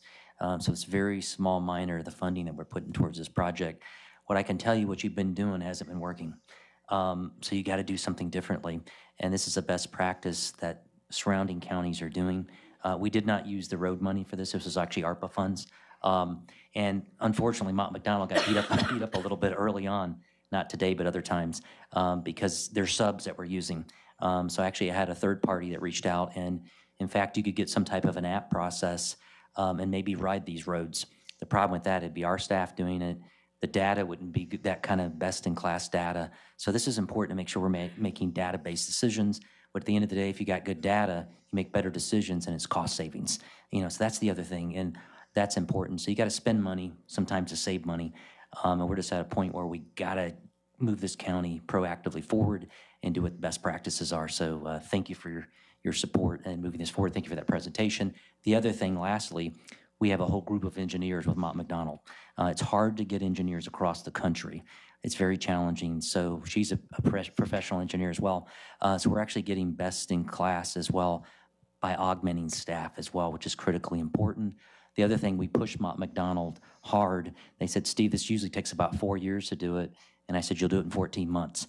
So we're going to get this data and continue to move forward. So I'm excited about the data. But again, this is proactive, bringing this county into the 21st century. Thank you. It was all great information. Well, this is where you all get to make the sausage. So I'm going to start off I'm going to make just a couple slides. As you're aware, I'm an ICMA credentialed manager. So there's best practices with strategic planning and targets for action and things like that. I'm a big fan of 12-month increments because you get stuff done. I always like to focus on those things because I know I have a board that's going to be here for 12 months. I know that as we're moving things forward. So I just want to go over just a few best practices as you begin thinking about what are some targets for action for 2025 to go after. Why goal setting typically fails with governments across the country. Oftentimes they're unrealistic. There's too many goals, lack of agreement from boards, obviously organizational capacity funding. Typically most governments, I haven't done the analysis on this one yet, I've been a little busy in the last 24 months, but about 90% of capacity in most governments are day-to-day operations. And of course the other 10% is unforeseen emergencies like hurricanes and things like that. Also funding, the F-bomb. So oftentimes you may come up with something that you really can't fund. Accountability, which I think we're doing a good job now with our dashboards, measuring. We're here today, do the performance review, and also lack of measurement, which we are measuring, I think, best in class with other governments around the nation. Next slide. We have to be realistic. We got to keep it real. It needs to be focused. We also need to recognize the limitations of the staff that we have. And also, you know, we have to expect the unexpected. Delays, things happen, permitting processes. Again, which we talked about, the red tape and the quicksand. And I ask that you focus again on a few important priorities, 3 to 5 reasonable goals, realistic timelines. We'll bring those timelines back at a later date like we had the last couple years also, and we'll try to identify funding at that time, but also always try to tie those priorities really into long-term goals, which are best practices. And keep the list narrow, like I just talked about a minute ago. We should only add priorities as needed throughout the year. That can be challenging. We need to adjust the goals based on resources, which I indicated, and also remember the community. At the end of the day, they're the ones that pick up the tab for this with what we're doing, and keep them in mind. And create a strategic plans for operational priorities, and we'll define those action steps time. We're going to bring all that back to you at a later date. Communicate the strategic plan. We're doing that today. We have that on our website. Videos, we're doing a good job, I think, doing that. And also make sure that we're reviewing it. Every 6 months, we want to make sure we're coming back here, holding all of us accountable to get this work done. Regular progress reports to ensure accountability. Also annually, which we're doing this today. And of course, we have to adjust the goals accordingly, just like you would do in your business as well. And as I reached out to all of you a little bit, these are just a few things that did pop up as I had conversations. That doesn't mean this is the list, but I wanted to share this list with you. Some of you indicated you may have some items to discuss today, but that's in your packet as well, but it's also up on the screen. It's a little hard to read. These are just some things as we crisscross the county talking to each of you, and a few of these are even staff had indicated. One thing I'm kind of passionate about, I'll be honest with you, is this courtroom expansion. I know you've talked about it, but even though it's been a priority, I think it needs to be identified as a high priority for 2025 to make significant progress on that. I think it's been talked about way too long. So that's just me kind of weighing in. You don't have to take my advice, but although we're going to continue to work at it, but I think it does show the public and the court, the judges, that we're really taking this serious. And I know the board has said that in the past, they're taking it serious. But I really like seeing that one, on this list. Also, I know there may be some discussions about Beautify Citrus as well. The commissioner will talk about that. And I've had lots of discussion even with Commissioner Kennard on this, that with that main gateway by I think that there's opportunities there to do some amazing things with litter pickup. Having control of some of these roadway segments will be important to work with the state to get this litter picked up and come up with strategies and things like that, because there's lots of debris out there, even though we have added more staff. So that's just a couple things I'm just weighing in on, but at this point it's your decision to make policy, and staff will implement it. And keep in mind, anything that you come up with, we will bring back with action steps, timelines, and identify funding at that point if it's available. currently is anything listed there in the 5-year CIP? I'll ask Erin just to take a good, I would rather her talk about that.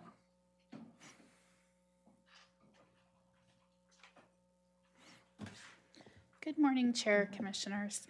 Erin Doran, Management and Budget Director. So looking at this list, we have the courtroom expansion.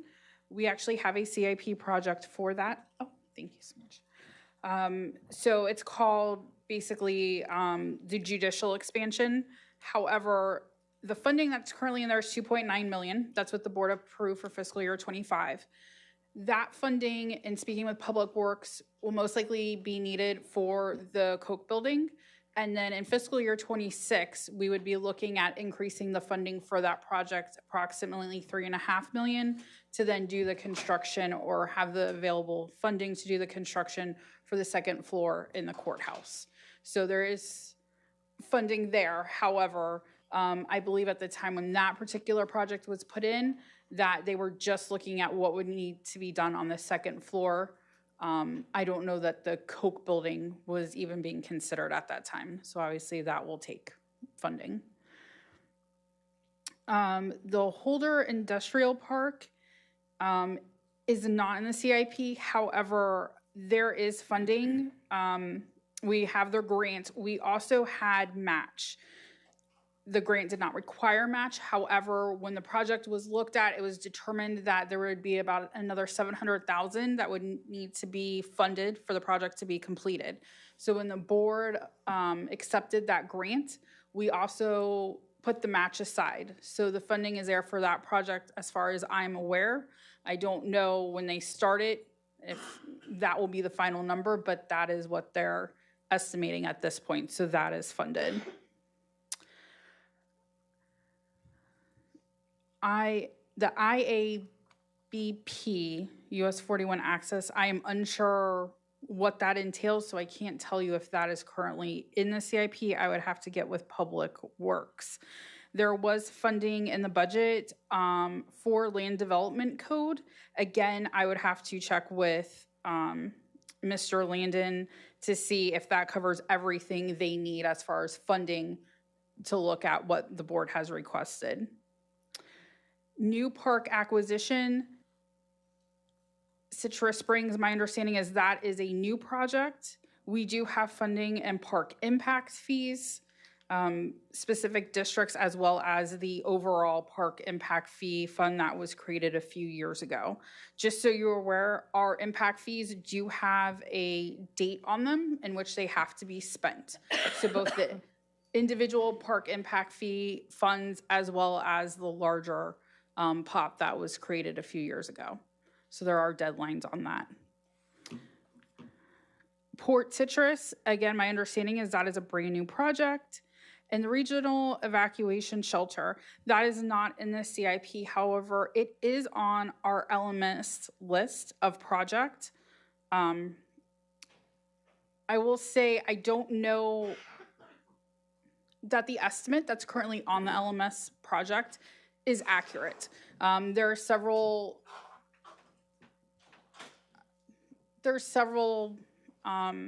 options the board would have as far as what you would want in that shelter, what that space would look like, how big that space is, if we use current land, if we look at acquiring land, if we look at building a new building, rehabbing a building that already exists. I know our county administrator has experience with these types of shelters. So all of those things will dictate, obviously, how much will be needed to do that project. There is grant funding available depending on what we do with that shelter. Again, however, there are requirements that come from those grants. So it would be a discussion with the board. Do you want to accept those requirements that come with that type of funding? Do we want to look at other grants? Do we want to look at what we currently have and see if we can expand upon that? I know just in discussions with county staff, it was talked about having permanent space in that building for offices. It was discussed as a long-term shelter. So when the schools had to close down, it was discussed as a special needs shelter. So there's a lot that can be done with that project. But that is the information I currently have. Well, thank you. I think we've heard a lot of great information. I particularly like the videos that we saw today on the development forecast tool and the space needs analysis and the pavement assessment tool. I think each one of those help kind of give us a little bit of guidance about what we need and where we're going. I don't know, after working on, MPO for so many years in transportation, you have a 5-year work program, and so you do your 5 years, and, once that year rolls around, then you plan for the next year, and so it's kind of a rolling thing, and I feel like, I know we're doing that, but I feel like we're a little bit off base on that maybe if we start to get a 5-year work program together, and once we're in 2025, then we're planning for the next year, and we keep it rolling, we have more of a guideline of how we get these things started and then finished, and we cross the finish line. Before we go down the line here, the things that I guess I would like as a board for us to do is what must be done, what are we trying to accomplish, what things do we do that create a hub or a center of additional investments that attract private dollars in, and know what we can afford. And so those would be kind of my guidelines or my benchmarks of what I would like to see as how we develop this conversation and move it forward. So if anybody wants to jump in and be first. I don't mind. All right. Commissioner Finnegan. Well, I'll start with the first one that's already been talked about. It's on the list, and when you said attracting private dollars, I think of Beautify Citrus. That was something that when I was first elected, what's needed in Citrus County that doesn't cost the taxpayers a lot of money and would be a great return on the investment. We've already added the extra litter patrols. I think citizens get confused about that because there's still a great deal of litter on 44. That is a state-controlled road, but I know Steve and team has been working on getting permissions to get on that stretch of road so that we have permission to clean it up. I wanted to be a little more aggressive, but I understand why that needs to be the first step. I would love to take over maintenance of the whole thing, mowing, doing the whole project, but that could take a long time, and we need to get that cleaned up now because we are looking at the wildflower program, another low-cost way of keeping that area beautiful. If anyone's been around this county as long as I have, you remember that stretch of road that when I started and Steve Howard started, I probably called him every other day about how terrible the road looked. That really used to be one of the most beautiful stretches of road in all of Citrus County. It was just gorgeous and filled with wildflowers in the medians on the sides of the road. I used to just love riding with my parents down that road. I think that we can bring beauty back to this community. The signs I know that are being looked at, I think that's very important. Like you said, it does tell the story of when you enter our community. If you drive from Tallahassee all the way down 19, you see that it looks a certain way.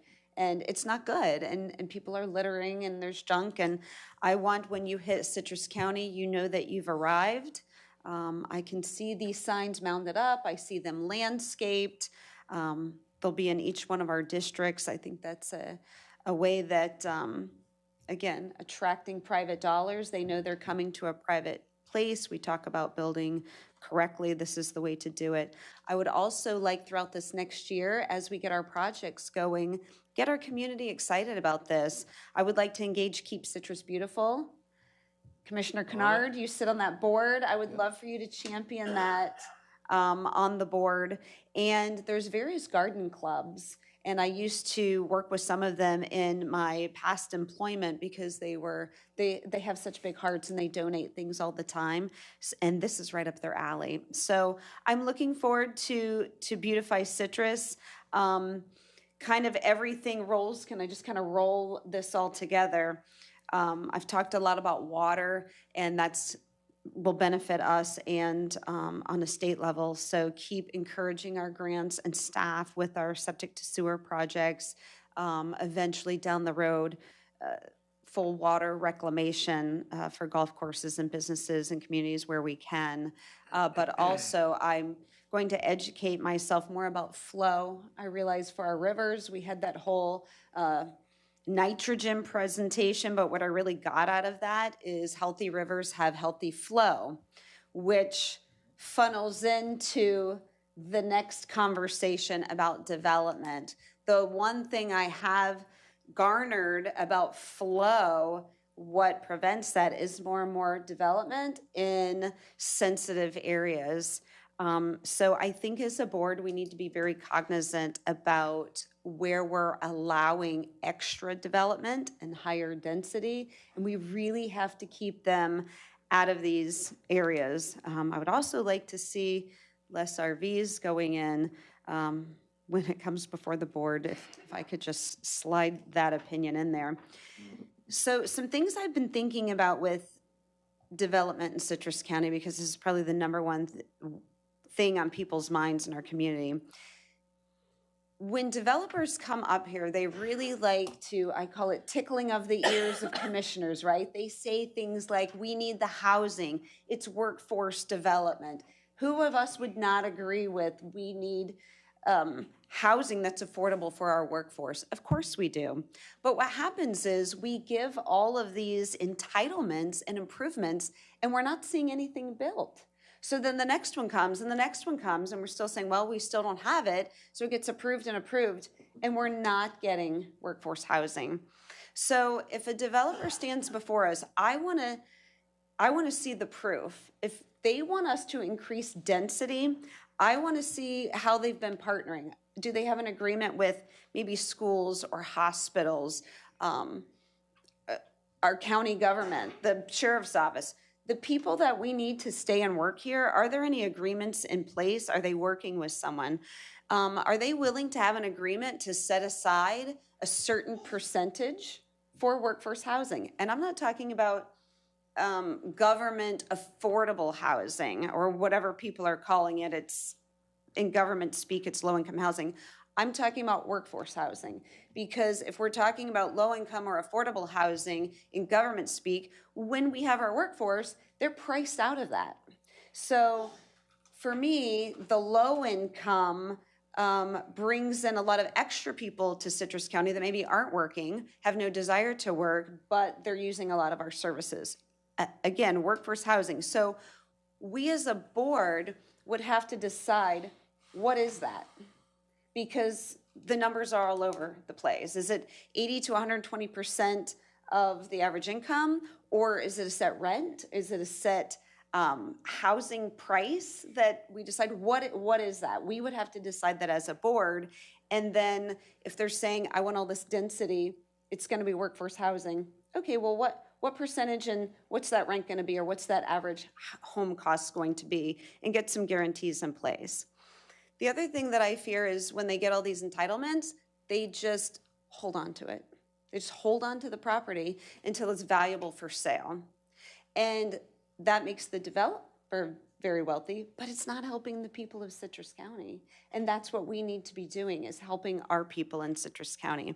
So if they want all this extra density and we think that it's good for the people of Citrus County, I would like for there to be an agreement that they complete that construction within 3 years, or that zoning, that density reverts back to what it was. Obviously, if they're substantially built, maybe we could give an extension on that. And I'm just spitballing ideas out here, because we really have to get a grip on this, because we're letting all this density out and nothing's being built. And then I fear we'll all be gone, but then something will happen and they have all these entitlements, and then years later it explodes and we're not prepared for it. because we're not getting what we want and we keep approving it. And then just a friendly reminder, because I have heard up here before, if a developer comes to us and is asking us for permission to do something extra, and they're checking all the boxes that our planning and growth team have put out for them, there's still two answers, yes or no. We are still allowed to say no. And every single time for me, when somebody comes up there, I don't care if they've met all the boxes, is this good for the majority of people in Citrus County? Is it what they need? Is it what the people need as a whole? So we really need to start asking those questions. And talking about development, and I saw a homeless shelter up there, so I'm sure someone's going to bring up an idea. I hope that I never hear anything more. I hope we've put to bed the idea of tents. And I can tell you how that's not a good idea for so many reasons. But we do need to address the homelessness in Citrus County. I think the first thing the board needs to understand is that homelessness is not the same. There's different types of homeless in our community and everywhere. There are homeless that are struggling financially. They might have been one tragedy away from being homeless, and that's where we need to focus on the majority of the help.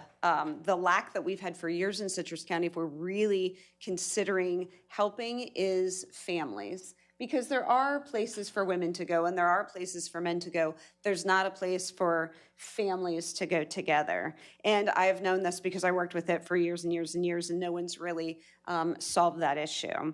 But there's also homeless that are choosing no accountability. You can build something, and I am telling you for a solid fact, and I have verified all of my information with those in the work over the last several months, and the majority is that. They desire no accountability. And then they break into two factions. You have those that just want that no accountability. They're not going to come in. They may come into our cold weather shelter, and they may come out for some services when they have needs. There's that part of it. Then the other half of that no accountability is those that may get a check or may have some resources but aren't coming in, and they're choosing drugs. Mental health plays an issue maybe in all of that, but the defining factor is substantial drug use and not. I checked in, our cold weather shelter has hit a high on the coldest day of, I think it was 54 people. They average around 40. But you have to remember, even in our cold weather shelter, they're not all unsheltered people. We have families that are coming in because they have inadequate heat. So I would love for us to tap into those people and help them with heat. And I know a nonprofit is in there partnering with the church, providing some resources. So I'm hoping that that's working. Whatever we look forward, I think the Housing First model works. The government years ago stopped putting money into a lot of temporary shelters because they just felt like that was increasing the homeless population. Years ago, they did a Housing First model.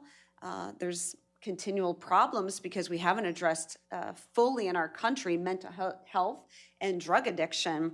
But Housing First works. And what that is if you are in your home and a tragedy happened, you're not paying your bills anymore. We can get in there and help those people to stay in their housing, while they're looking for work, while we're putting in services, while the rent's getting paid, the electric. The other part of that is rapid rehousing, where the people are out. I worked with it a lot with domestic violence. So they have to leave that house, but there could be funds available where we're rapidly trying to rehouse them, but it's always partnered with services.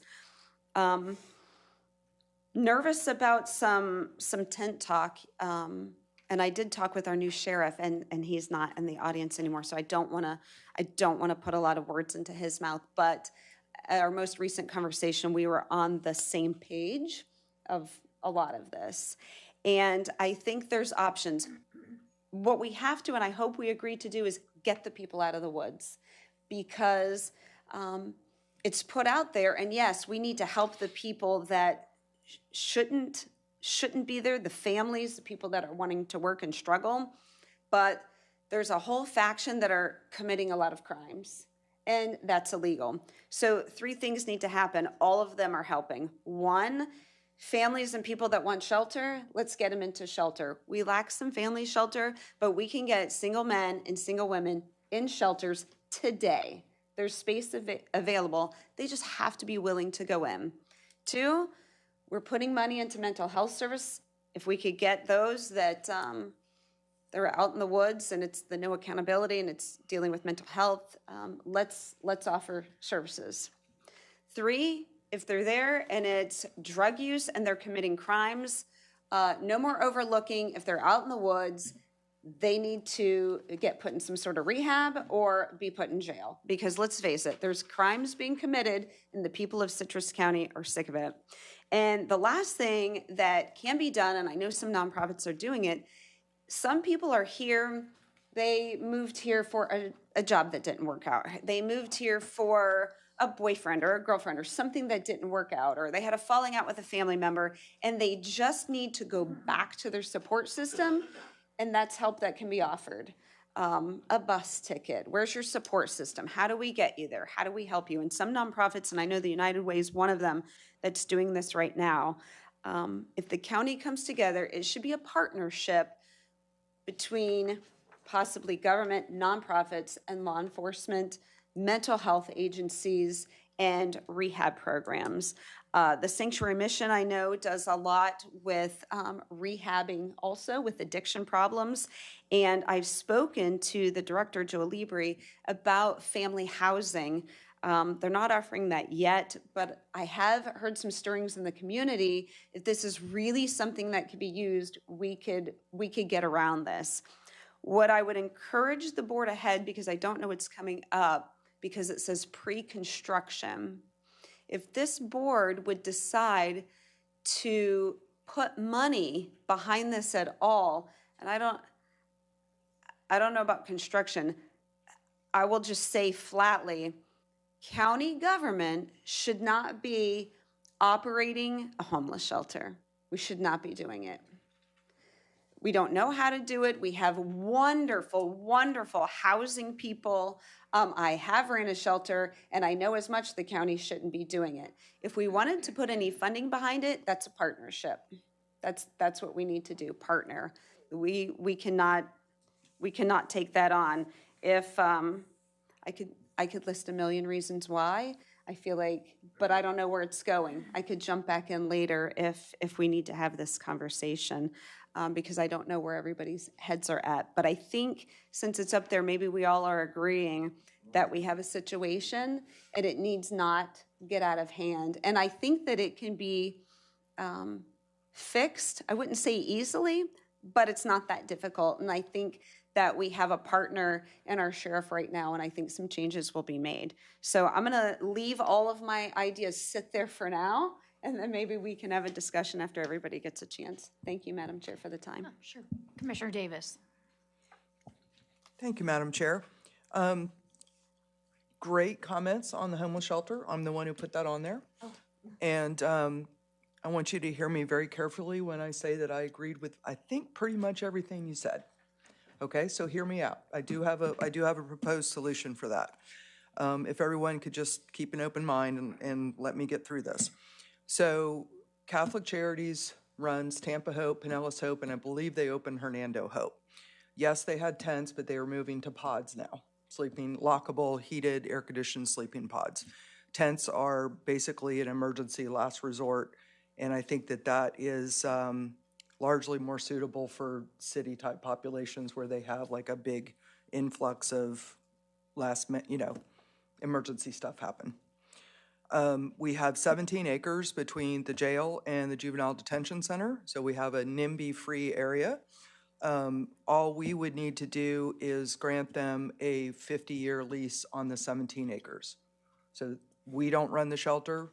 We don't fund the shelter. If we do end up funding the shelter with a stipend long-term, It has been very, very minor amount in the other places they operate, which actually comes back to us with reduced cost, with law enforcement, reduced emergency room issues, things like that, because most of the homeless population uses the emergency rooms as their primary care. So the way they run this shelter, they have twice the success rate on rehabilitation, because all of your points are incredibly well made. I'm jumping around here a little bit. You mentioned Housing First. I'm so delighted with what United Way has done. They've decided to specialize in catching those folks right before they become homeless, the ones that are one paycheck away from disaster. So yes, anything we can do to do that. Catholic Charities, when they do this, the back to the support system, they are adamant about that. They know if someone's been in the county forever, if they're from here. And they also know if they ain't from around here, they get a bus ticket back to wherever their support system is, because that is an exceptionally good point. So it is set up to be just for Citrus. They will have a family section. I got them to, they don't have a family section in any of their other properties, but I said with 17 acres, we can have a gated off family section. So everything would be fenced. Everything is highly controlled. There's only intake one time a week. Bags are searched. All proper pharmaceutical prescriptions are kept under lock and key. They are handed out on a scheduled basis 2 or 3 times a day. What else? It's fenced, bags searched. Most importantly, there is case management, accountability, life education as needed, right? So a lot of folks, Anne-Marie Breyerchuk at Daystar said, it's amazing how many families are grocery shopping at the gas station. They're buying small, expensive items. They are not managing their finances correctly at all. So they do an enormous amount of life education on stuff like that, and there absolutely is accountability. They have 1 year to get up and out, and they are typically out in 3 months, thereabouts. There's education. They have to be out of the shelter pretty much every day, going out and about, doing job interviews, going to WTC for training, what have you. They have to be out and about. And then back in, and again, bags are searched before they come in. I was really, really, really impressed with what they are doing down south. I don't think what they're doing down south is 100% what we need or want here, but the bones are there, and they have made every indication that they are happy to work with us to make sure that they assuage any concerns and so forth. They need the property cleared and fenced, and I've had initial conversations with people that would like to remain anonymous, but we can probably hand it over to them cleared and fenced without any county taxpayer dollars being spent with a 50-year lease. Let's see what else. I think that's it, and I'm sure there'll be questions and comments, and I just would hope that I know the other point I was going to make. With so many people rapidly unhoused due to Hurricane Helene, this was a first. We had a lot of low-income neighborhoods in District 1 that were flooded that had never been flooded before. And then we had an immediate regional housing crisis. We already had a low housing stock, and now where are we putting folks that are lower income? Where can we put them for long-term housing? Michelle Alford at Community Services does a ridiculously good job, as well as a big shout out to our nonprofits that help. I do believe that the family pods would have been really, really come in helpful this past year to have that, to put people so we can close our emergency shelters, move them into basically a transitional shelter while we find long-term housing for them. Because that's one of the things that the Catholic Charities does, is work with county staff and so forth to find long-term housing. I think that's all I had on that. Beautify Citrus. Absolutely agree with everything you said. Land, I'm going to go back to regional evacuation shelter. Many of us have talked about how much we want that. I think that that's a completely different animal than the homeless shelter. That is for emergency evacuation, and it will stand up and then close down once we get people moved to transitional or more permanent housing. Or they get to go home to their house that didn't get destroyed, hopefully. I think the key on that is going to be, it ought to be, I believe, in the center of the county, near the Suncoast Parkway. Obviously, that's an unused space almost every day of the year.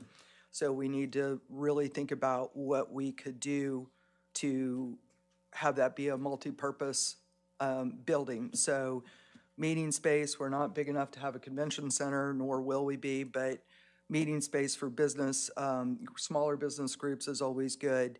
An art space, we have a dearth of performing arts. We don't have, a whole bunch of stages have closed down in the last 10, 15 years. And as we grow, I think the more that we lean into arts and culture, the more that helps drive economic development. It helps drive community satisfaction with things to do with our retirees and so forth. And absolutely, I really would love to have some conversations with the Fair Association in terms of seeing what we could do to maybe move all of that into this one big thing. Those are just the sort of the spitball ideas I have. Getting the fair out of the corridor of Inverness Business Park and Inverness Airport would be really, really helpful. Land Development Code. One of the weaknesses I put down, they asked us to do a SWOT analysis, and one of the weaknesses I mentioned is that we have so much land already platted for large lots and mobile home allowed. This is a big weakness. We cannot, we're trying to move all the pieces on the board to try to get things in alignment. To get economic development, so many other things have to be in place. And one of those, I believe, is that we really need to look at modernizing the Land Development Code to encourage the type of modern developments that bring higher dollar single-family homes, which pay more in taxes than they take out. But then those mixed-use developments can also have the townhomes, the villas, the apartments, and so forth that are higher density that can give us that workforce housing. To your point on workforce housing, this is all private industry driven. We have high interest rates and we have a lack of stock. So yes, it's going to be expensive. One of the problems with getting any more modern apartment complex built right now is that there are no comps. The first one has no comp for investors or for any sort of loan situation. And one of the best ways that we can help improve affordability of housing is to be quick, be nimble, and get out of the way. Make sure that the long-term vision is what we are setting for the county, that we are making those kind of growth management decisions that speak to that long-term vision. But the longer we drag on and the longer we take to let them start building, the more it costs. So those are just some, from the private side, some comments. I think I've taken up enough time. The rest of the stuff, absolutely on board with Holder Industrial, Cardinal Corridor. I would like to know what we're going to do about 491 expansion from Pine Ridge to 200. That's really on my hot list too. And I had also mentioned, which didn't make the list, acquiring not a lot of property, but a little bit of property around Crystal River Airport to make it safer and also allow it to expand some of its services there, because I think that would be just to explore. Don't know where we would end up, but at least explore it. Thank you, Chair.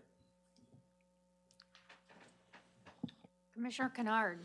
Yeah, I'll go ahead and chime in on now, as I'm reading this, it's potential strategic initiatives for this year, 2025. So I'll, I guess, drill down a little bit to things that I think that I would like to see us make progress on this year. And certainly courtroom expansion is top of the list. The Holder Industrial Park utilities, I'd like to see some real progress on that for this year. Let's see,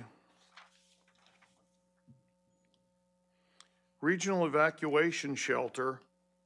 I'd like to see us at least begin a discussion, a structured discussion on what that would look like. You know, is this board prepared to go down that road so that maybe we can have something put together and ready to ask the legislature for some help next year? If not next year, then the year after, but at least have something formal in the way of, you know, this is the size we're looking at, these are the cost estimates we're looking at, this is the population it would serve in the event of a natural disaster, or, you know, hopefully the rest of the time, this is this is what the use for this facility, if you will, and why the legislature or the state should get on board with helping to make this regional project happen. The Beautify Citrus, we heard that the signs are, you know, we're waiting on an estimate on those to come out, and I think it's a great idea, and certainly I will be pushing this idea with Keep Citrus County Beautiful. As far as some of this other stuff goes, I want to make sure we're very careful. I'm not dismissing the importance of these things, but I want to be very careful about mission creep. We have a mountain of work ahead of us, this board and county government as a whole. Not just our roads, our corridors, but all of our infrastructure, our bridges, our parks, you know, county government, our space, things like that. And I think that we have to be very careful about going in too many directions and losing focus of the core purpose of what government is here to do. And so I don't mind having these discussions, and certainly fleshing out some of these ideas takes time, but I would be, you know, countywide broadband. You know, would I love to have fiber across the county? Absolutely. I don't want the government involved in that, other than, you know, possibly trying to encourage, you know, these private companies. But they're going to go, you know, they're going to come to us and say, this is the price tag, how are you going to help us? No, we're not. I don't see that as something that we should be taking tax dollars from this group who moved to an area where there is fiber and giving those tax dollars to a company to build out their network over here to a group that bought where there isn't fiber, so that they can have that. So things like that. Am I opposed to the conversation? No, but I just want to be careful that we don't start expanding. You know, we need to be very careful about mission creep as a government.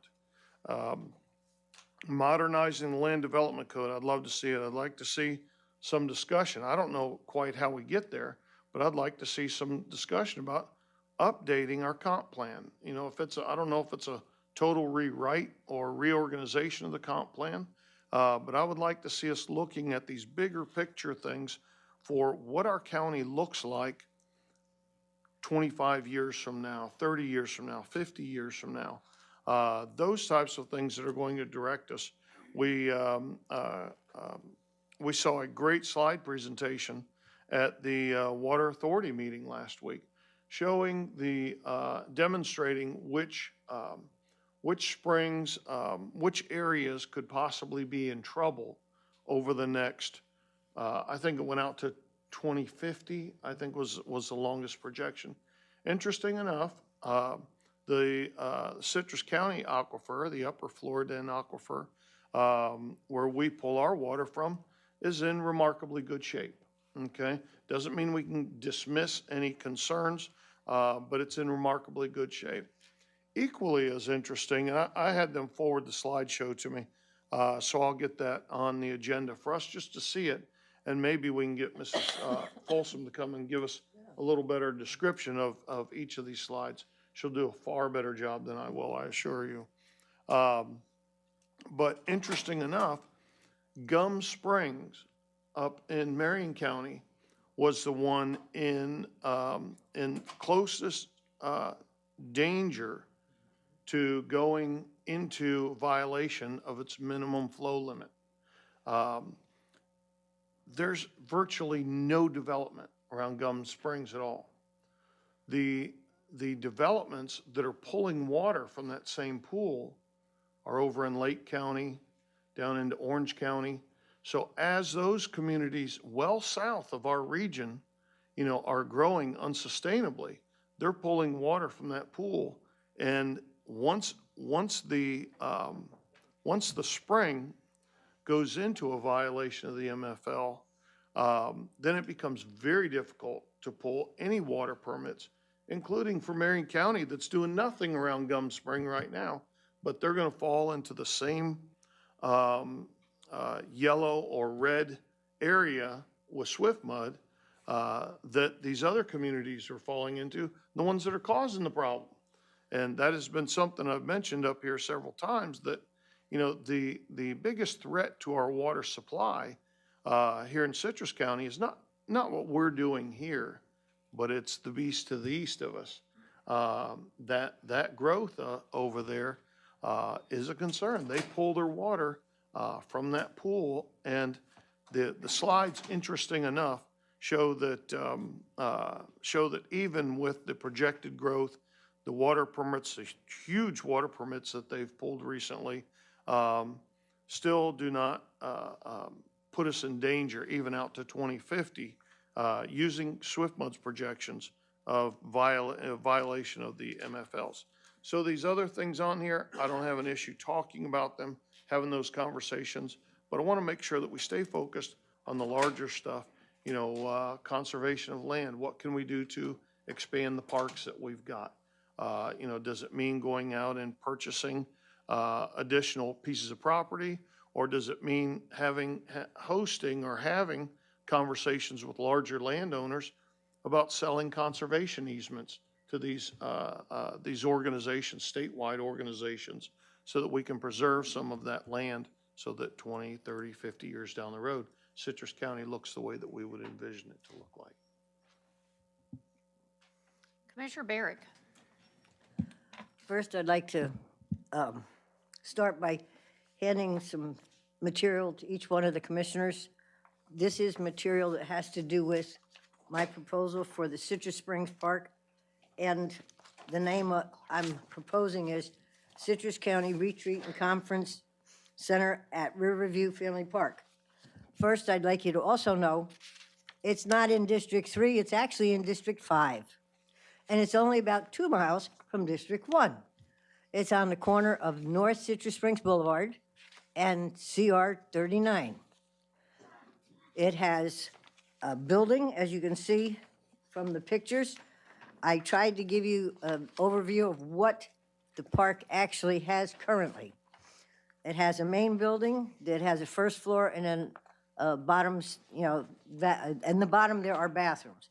It has walkways and trails that you can take. It is in a bird sanctuary area. So what we're looking at is a place that already has some picnic tables, but they need to be replaced, as you can see. It also has a horseshoe area.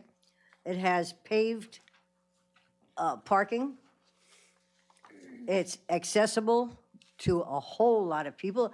And according to all the numbers that we got today on our projections, the people are going to be living in that area. And this would service the people in that area. Now, if you look at the one sheet that on the top that I gave you that shows you the one picture, it shows that this parcel has 17.39 acres. Not 1, 2, 3, 17.39 acres. And currently, they're asking $500,000. It also has private lake access where they used to have, and we can rebuild kayak docks. You can walk down to where the kayak docks are and our residents could use that on the lake, and the lake empties actually into the Withlacoochee River. So if they wanted to kayak down the river to Dunellen, it's only about a 3-mile kayak ride, and I know our people would enjoy something like that. It's not going to take a whole lot to refurbish it. Right now, it does have things that have happened to it over the years because it has not been maintained as a building. It's just been sitting there. It was set for the people that live in that area. It was called Riverview Center, and it was a nice park. It is a park, and it has plenty of very, very positives for not a whole lot of money. If we were to take $500,000 or less, whichever we could negotiate with Deltona Corporation to purchase this for, and then revitalize the building, you know, it's going to have to be rehabbed. Why always build something new? We need to repurpose what we have, rehab and repurpose. And yeah, maybe the chief is right. We do need to do an asbestos check first. Okay, but that's because of when it was built. But it does have 4 restrooms, 2 men's rooms, 2 ladies' rooms. Each one has 2 regular stalls and 1 handicap stall already there. It already has a kitchen, which has the 3 sinks, which means that it's a commercial kitchen. It has the space for up to 250 people for parties or retreats or conferences. You talk about having a place for people to go during the storms and they need some place to go. You can also use it, you could put some beds in there without any problem in the big room, and people could go there as a temporary housing place, okay? Or the workers could go like they do to Citrus Springs Community Center as a temporary housing place. But it also has, like I said, the commercial kitchen side, which means they can be fed right there on site if people wanted to. So if you look through the packet I gave you, you will see there are a lot of positives. It's level and it's easy access for anyone. Both roads are paved, CR 39 and North Citrus Springs Boulevard. And both of them were done with SCOP money, and they're relatively new. The SCOP money on North Citrus Springs is only like maybe 3 years back. So it's accessible. That's the first thing I wanted to talk to you about. On the backside is my looking into a little bit, and I haven't completely finished looking into the possibility of Meadowcrest for the animal shelter. If you look at the price tag, $3.89 million for the building. And if you look at the size of the building, you're looking at 56,000 square feet, not 24,000.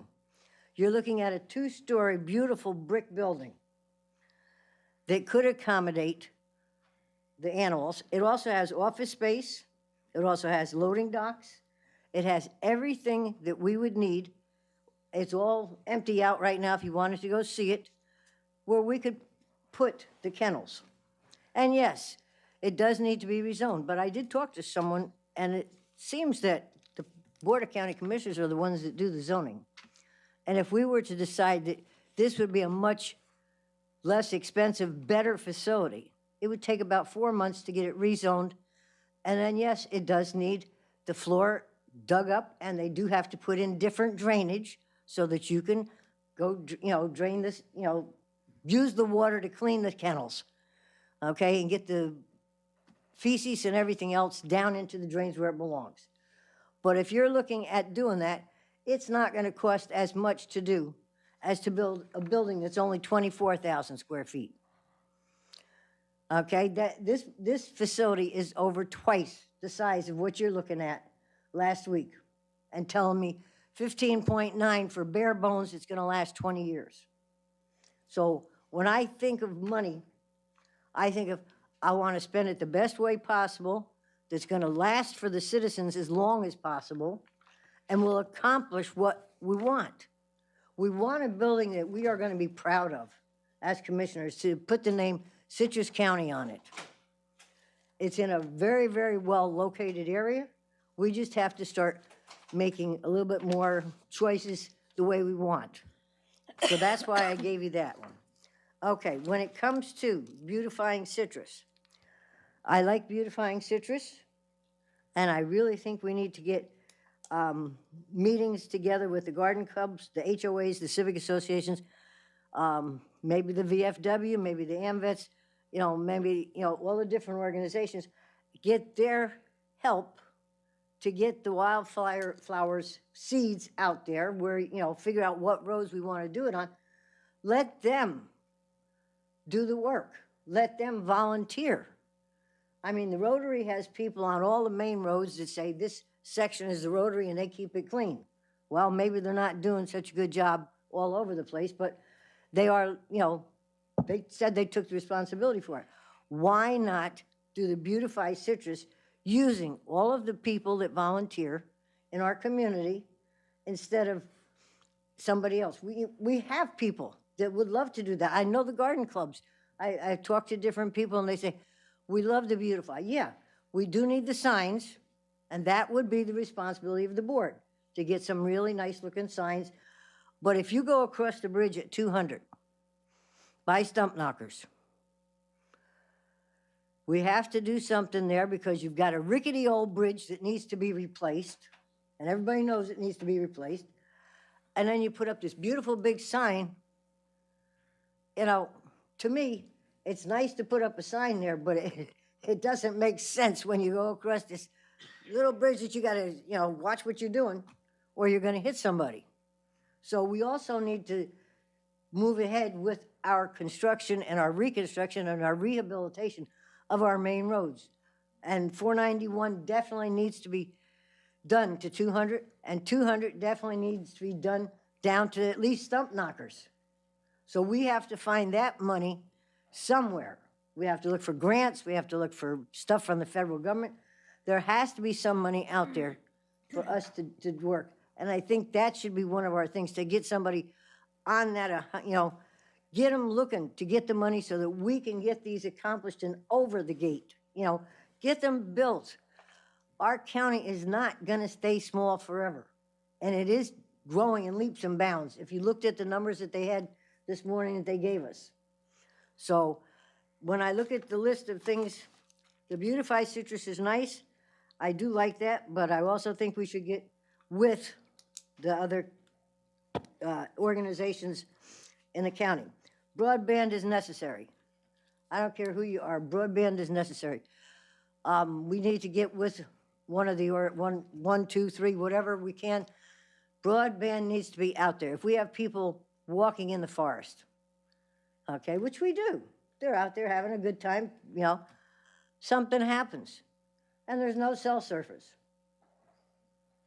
There needs to be cell service. If a farmer is out doing his job and something happens, he needs to have cell service. We are a large enough group of people that we should be able to dictate to one of the companies and say, okay, you do the broadband for the county, and you can charge everybody so much per month. That's it. And we would do something to get broadband. Okay, we could maybe put it on the property taxes, okay? But if we put broadband on the property taxes, that means that each customer doesn't have to pay for broadband on an individual bill monthly. So if you were to say, okay, Spectrum, we want you to do broadband for the whole thing, and you can only charge $25 a customer per month. Okay, you take their $69 minimum bill, and you get rid of that. They have now saved $459 per year as a taxpayer. Commissioner Barrett. I know. I love your passion, but we've got to stick to I know, the mission I'm going here. down your list. But the broadband and what you're trying to say that a private company is going to do, that's, first of all, Spectrum has received lots of grant money for broadband. If they are out in rural areas and somebody lives 1,000 feet off of a main road, they've been putting it in at no cost. Well, you So don't that- have to, excuse me, you that- don't have to be in a rural area. You could be upstairs in this building And your That's cell phone not- doesn't work. But that's not broadband. You're talking about cellular service.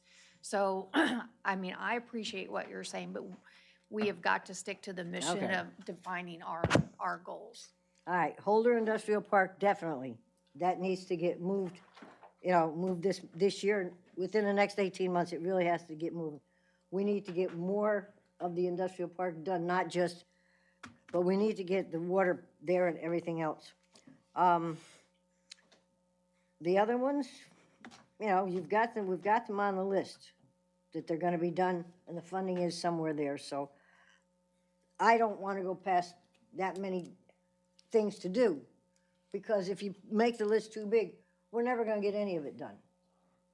So that's the only ones I wanted to talk about. Thank you very much. I'll just kind of go down the list here. Beautify Citrus, I think, is kind of a no-brainer. I think staff kind of knows what to do. Courtroom expansion, it's long past time. I think we need to move forward, commit to that, get it done. We've been working through the space needs, ACOM, to look at that in totality, so I think we're on track with that. The Holder Industrial Park, we have got the money for that. I think we need to go ahead and program it and then let the board know what else we need to do to kind of look for shovel-ready. Homeless shelter, I've had a lot of discussions. I will tell you, at this point, I know Hope Citrus, and I've taken the tours.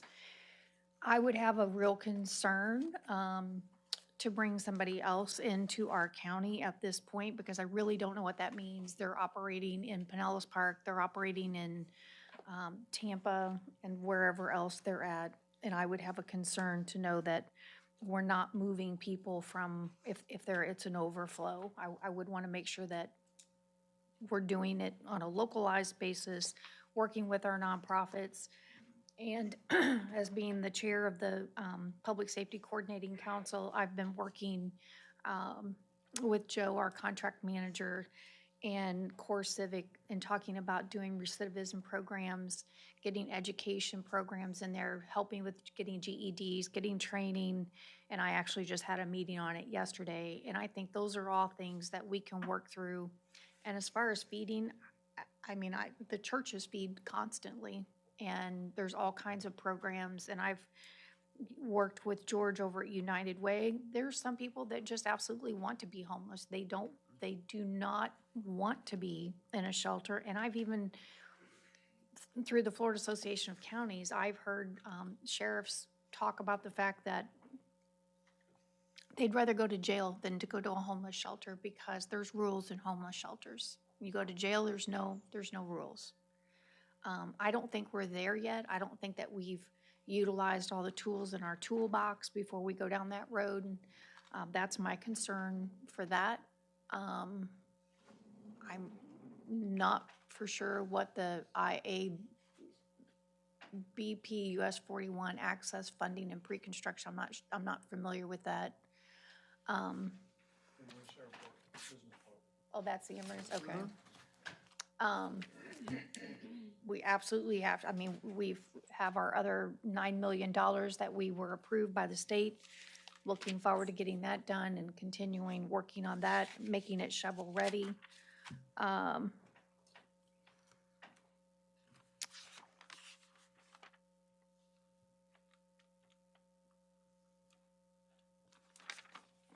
see here.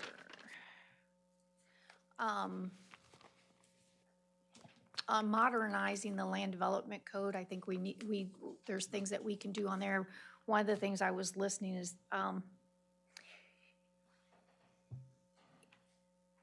when somebody's coming with these large-scale developments, I would like to see them come with DRIs. And I say that because I think what we got ourselves into on the target location is they're bringing us bubble plans. They're 89,000 square feet. And they can put whatever they want. And I think if there's going to be a large-scale development, I think we ought to see specifics, not generalized.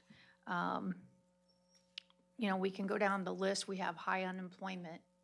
I think, in fact, we're the highest in the state. Our third grade reading scores are off.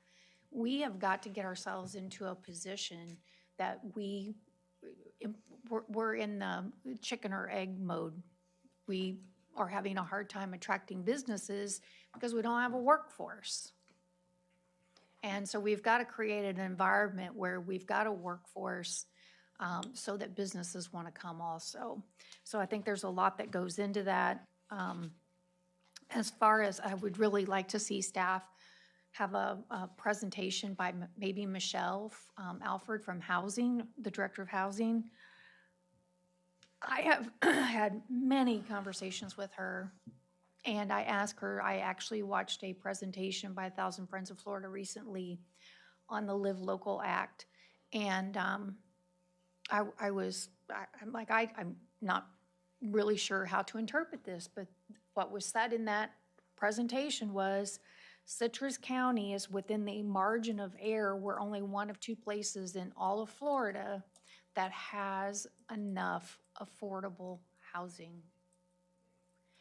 And that scares me because I mean, and I know there's a difference between affordable housing and the Live Local, some of the Section 8 and the things that Michelle's doing. But I'm very concerned too that a lot of these large-scale developments are coming in, and it's been told to me by developers it's cheaper to build townhouses than it is to build apartment buildings. I was literally told verbatim it cost about $250,000 to put a door on an apartment building, 1 unit. So and I don't know. I mean, that was a very surface conversation, but I think we've got to really start to, I think maybe it would be good for us to have a workshop on growth management as this information comes in from Metro Forecasting to help give us a real roadmap. And I think it's very important for us also to understand where all this development is going so that we can start to look at centers of influence of where that traffic is going to flow to so that we know what roads we have to either expand or we have to maintain. It's like anything. If we buy it, we build it, that's one cost. That has nothing to do with the carry cost year over year over year. So those are concerns of mine as we do this. And it's like, I certainly don't want to expand roads where we don't need to, because that's on us. We have to take the taxpayer dollars to expand that road, and then we have to maintain that road in perpetuity.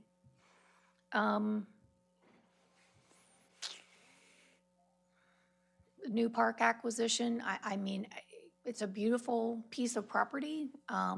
I'm not sure where you didn't identify funding for it. My concern also with something like that is we already have the Beverly Hills Park, we have the Central Ridge Park. We have all these facilities now that it's a maintenance, it's issue. We have to upkeep them, and I'm not sure that we're actually leasing them out enough to have a return on our investment, or that the community's actually utilizing them that much. Again, I would want more information back on that.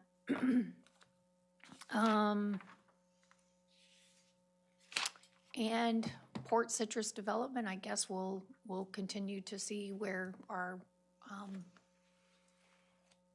appropriation request goes from there, and how we what we get, if we get anything, and then how we continue to fund that. The regional evacuation shelter, it's, you know, I've been talking to Mr. Howard for 2 years about, I would like to see something, the fairgrounds relocated. I think that would be a good building around that, and how to make it a multi-purpose shelter. That way if people came in, they have animals, maybe there's a way to build that in with the Fair Association, that animals could come in if need be. But again, I heard what Commissioner Kennard said. It's mission creep, and I'm very concerned. We've got a lot of big projects, and first and foremost for me right now is we have got to stay the course on our residential road resurfacing project. That is something I don't think that we can not continue to fund every year. I'm anxious to get this information back on where they're looking at the management of it and seeing how we can continue to fund it, expand it, go further. But mine on this list was the Cardinal Corridor alignment. And Mr. Howard, if you don't mind, I'd kind of like Walt to come up and kind of give us an idea. Yes, Walt, could you come forward, to please? give a better explanation. And I don't know how long ago, maybe 2-3 months ago, when the board agreed to do the 491 corridor alignment study. And the reason these are important is if we can get these corridor alignments done right now, I believe, and Walt, correct me, but we only get 50 feet, and we need 150 feet on most of these corridor alignments. If we get these done, they go into our comp plan, we set it aside, and yes, we're paying for it now, but we're going to pay, it'll pay dividends because we would be paying millions on top of that if we don't get these done, because the goal is really to get ahead of all the development. You want these alignments where there's not a lot of development presently so that you don't have to pay the condemnation to buy things out. But you're the expert. You nailed it. Cardinal certainly makes a lot of sense. Cardinal is a major east-west roadway in the county. Unfortunately, it's stuck in a 50 to 60 foot right-of-way. To put in perspective, that's the right-of-way width of a local road. As Commissioner Bays had mentioned, if we ever go to widen that road, we need to acquire right-of-way.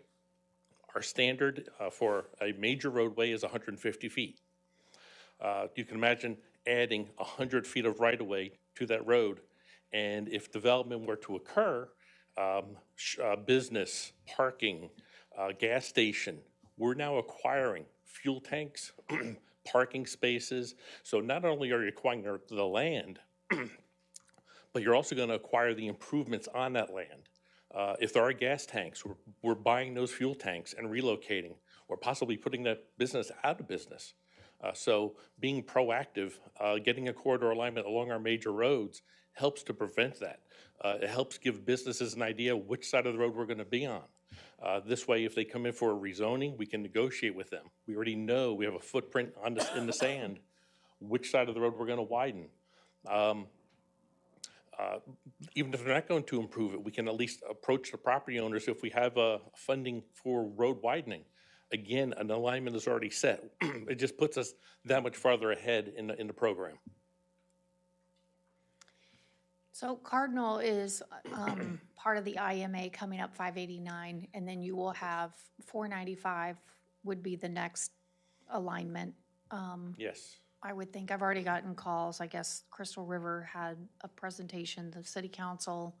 So I had some people call me. They're concerned about the alignments and how that's going to line up with some roads that are just where they're going to take their 4 lanes immediately right off of that, and then what it's going to do to major road networks. And then the one that I'm just going to tell you, I'm very concerned about it is Rock Crusher Road. You've got a school out there, you've got a major housing development going on, and Commissioner Kennard, I know you've heard, because you brought it to this board, the concerns with Crystal Oaks. And, if we don't do something, we're going to, I think, get ourselves in a pinch. Yeah, there are 2 major, 3 actually in that vicinity. One Crystal Oaks, and there's 2 on Rock Crusher that we're looking at coming online. Definitely going to have a major impact on Rock Crusher and the Crystal Oaks neighborhood. Again, if we can get a corridor alignment set, we know which side of the road we're going to go to. If we program funding for road widening, it moves that project forward. And then we can even look at doing some type of traffic mitigation on Crystal Oaks. Once we have a road widening project on the table, we can look at other tools and techniques at that time of what can we do to help move traffic in different directions. But a big draw and the reason why people like going through Crystal Oaks is we now have a ramp for the Suncoast right at 44. And so the funding sources for that I checked can come from impact fees. Yes. It could come from gas tax. Yes. And I think we've made some, on impact fees, I think it was determined that because 491 kind of serves all areas of the county, you can take a little from each one. Correct. I believe there's about 4 different pots for impact fees, if I recall. So we have Cardinal up there just because we know that is part of the IMA. We've already seen one development come before us. I think we're going to see a lot more come. Whether it's that one, the board wants to weigh in there. Rock Crusher, I think 495 is another one that we have to be very cognizant and look at that. But I think we've got to start programming these corridor alignment studies and picking one or two every year and start putting those into our programming so that we stay ahead of this. And then the only other point that I would make on that, not that that's part of our planning here, but I would say that I would like the board to start thinking, at least put it in the back of your mind, start thinking about the fact that this board made a decision that we're not going to accept any more residential roads. Those residences will have to come up with a funding mechanism to pave their roads inside their subdivisions. And I think we have to start to look how we're going to set up a program that all other residential roads are going to start to do the same thing. So if they've been paved, and I don't know what the formula is, I'm not that smart, but if they've been paved in the last 5 years, they need to be set off on an MSBU and they're 100% on their own, and that way they know they're in the mix for that.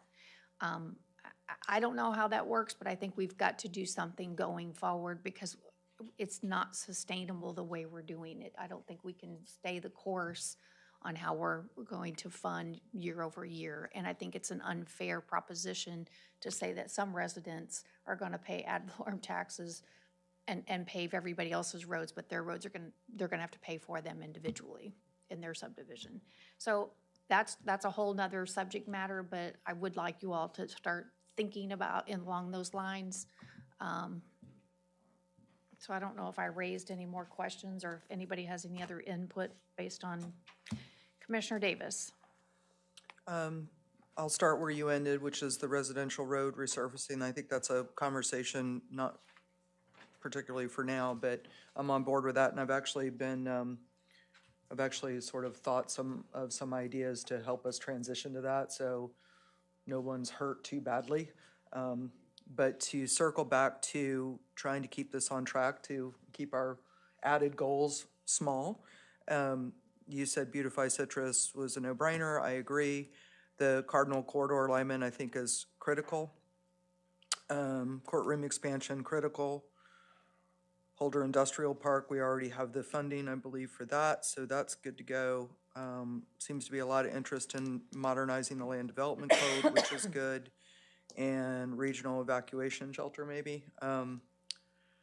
Port Citrus is already on our list. So coming back to the homeless shelter, I just want to say that this is low-hanging fruit. Literally, this would not even really make it to our strategic initiatives list. I just wanted to put it on here for us to fish or cut bait on this. We either need this or we don't. And to answer your concerns, Madam Chair, this is a local nonprofit. Daystar is Catholic Charities. Daystar is the one that is leading the charge on this. And I want to say that all we would be looking at is having Catholic Charities and Daystar come in and give a presentation as to what the plan would be, and then it's a yes, no on the lease. We either lease them the property for 50 years. It's property that we don't, I believe staff has said we have no plan for. Again, it's virtually unusable between jail and the juvenile detention center. But I want to end on a personal note. This has nothing to do with me being a commissioner. This person did not come to me because I'm a commissioner. I've been friends with her for coming on 20 years now.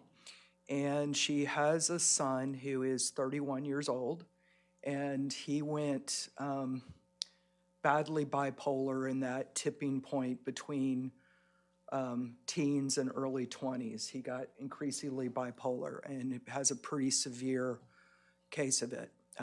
For a couple of lost years, he was doing a lot of drugs, and I'm sure that just made it worse. Through great financial, personal sacrifice, his mother, her ex-husband, has not been particularly helpful at all. Through great personal sacrifice, she got him, and this is why I was very upset with Livestream as well, because I was hearing how bad Livestream was in the old days. They have really turned a corner, but she finally got him on a path where, and she had to go to another state to get him healed, but he came home a changed person. He was totally leveled out on the right type of drugs to keep his bipolar in check, to the point where he was almost getting ready to maybe be able to hold down a part-time job or at least volunteer while she works on getting him permanent disability. Like I said, he's 31. He's got, I believe, a 5-year-old son. And this is just a rough thing. So his living situation changed, and he was evicted by his father's mother, his grandmother. They're all living together, not the mom. Evicted with less than 24 hours notice. I want you out today. And his mom put him in a hotel, and she is already, she doesn't have she makes good money, but her retirement's gone just based on supporting this young man. So she's been funding him in a hotel. I got her in touch with Community Services. I got her in touch with Anne-Marie Briercheck. And to your point, Madam Chair, Anne-Marie Briercheck, if anyone could shift one of our citizens to another Hope down south, that would have been a perfect example of something to do. And that was never even on the table. They do not move between areas. They're really adamant about only serving that facility, only serving our residents.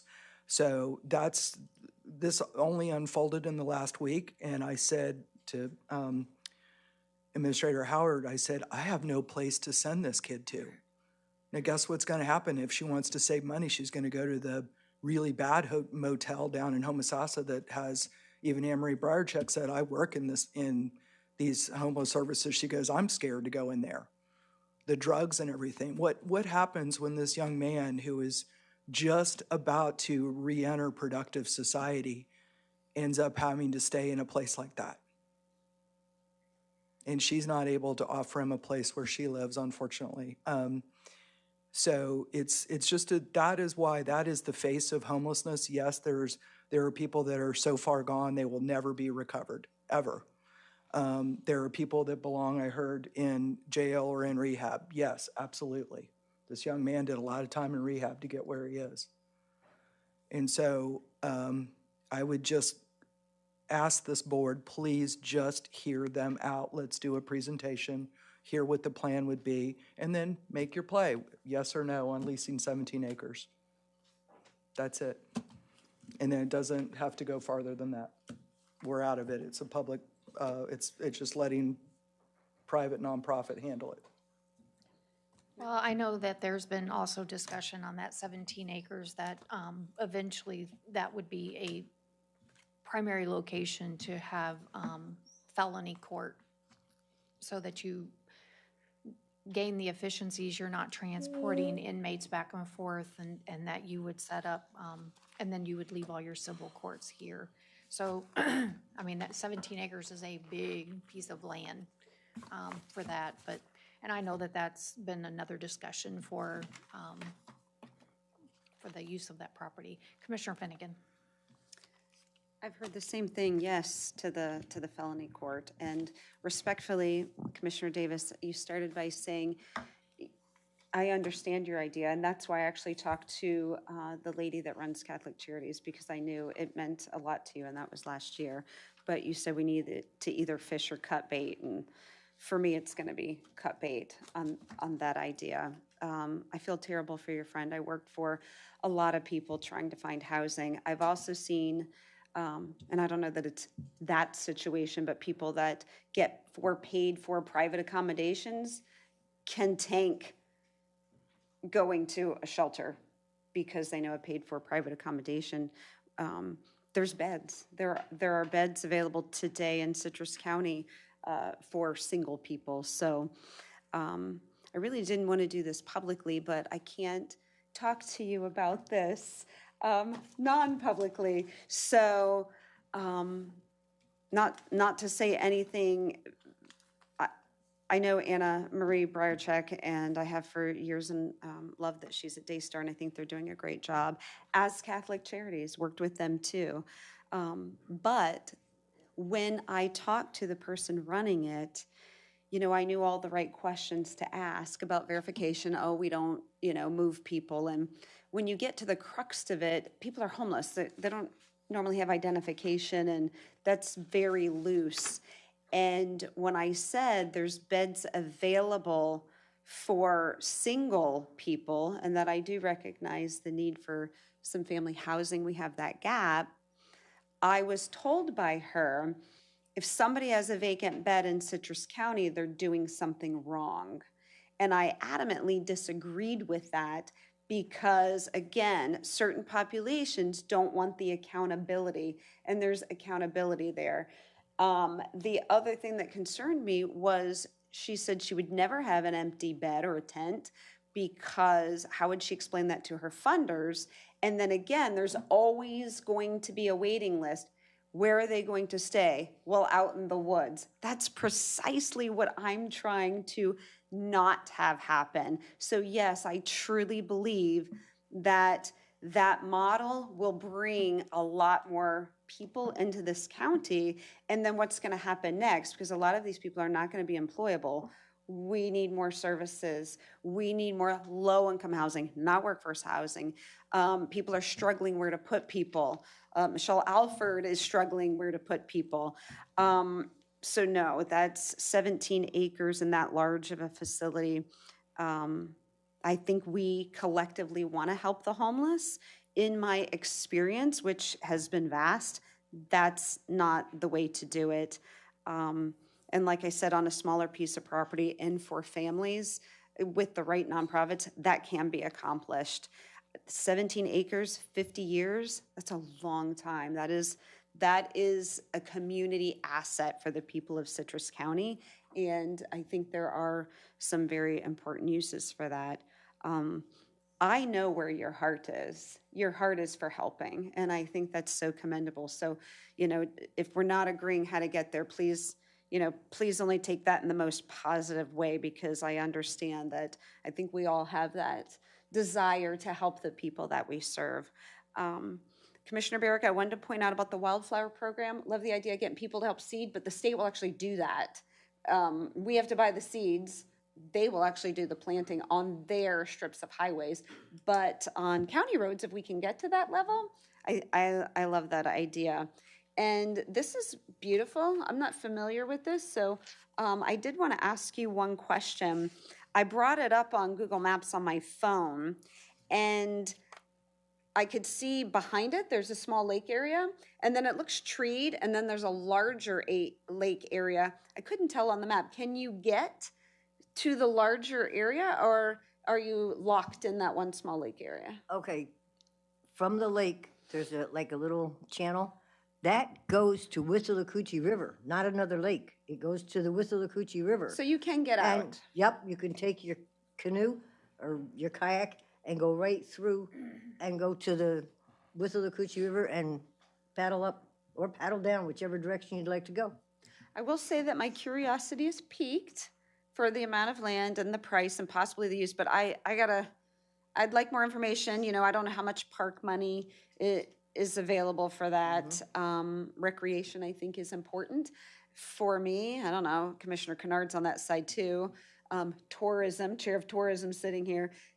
I don't know if that would get visitors away from the west side and somewhere else, because I haven't seen the property, but as commissioner to commissioner, I can tell you that I would look into, you know, I would look into your idea because you felt like it was important enough to bring forward. I do agree about the broadband, and we probably, any representative of a certain political party might not want to push socialized broadband, but I understand, and we'll look at this. The animal shelter, I love the idea that you want to save money. I just know when government people come up here and they talk about renovating buildings, it's millions and millions of dollars. So if you can find a way to save money, that's great. I don't know by the time they. Well, I'll help save part of the conversation. It's under contract. Right, well, yeah, it's a lot of money. I guess, speaking of that, my rub with that is the board did approve to move ahead, I believe unanimously, with a $9 million shelter, which solved all the issues. And then government speak, it turns into you can have all that for $15 million. So that is a rub with me. So we need to accomplish it as we said we were going to. I guess putting it out to bid, we'll see how that rolls back. But moving forward, we need to get some of these things done, but we have to financially stick to our guns with that, especially when staff is putting that out there. 9 can't equal 15. The math doesn't work. That might be new math, but it's not my math. Thank you. Well, staff? I think we've got direction. I'll close with this. Got me choked up. No, but anyone can steer a ship, but it takes a leader to chart the course. So we have an amazing opportunity in 2025 to continue to move this county forward. We can't do it alone. We have to do it collectively with the leadership of this board, our great staff that we have that's doing such great work across the county as they move county forward, our local and state and federal partnerships.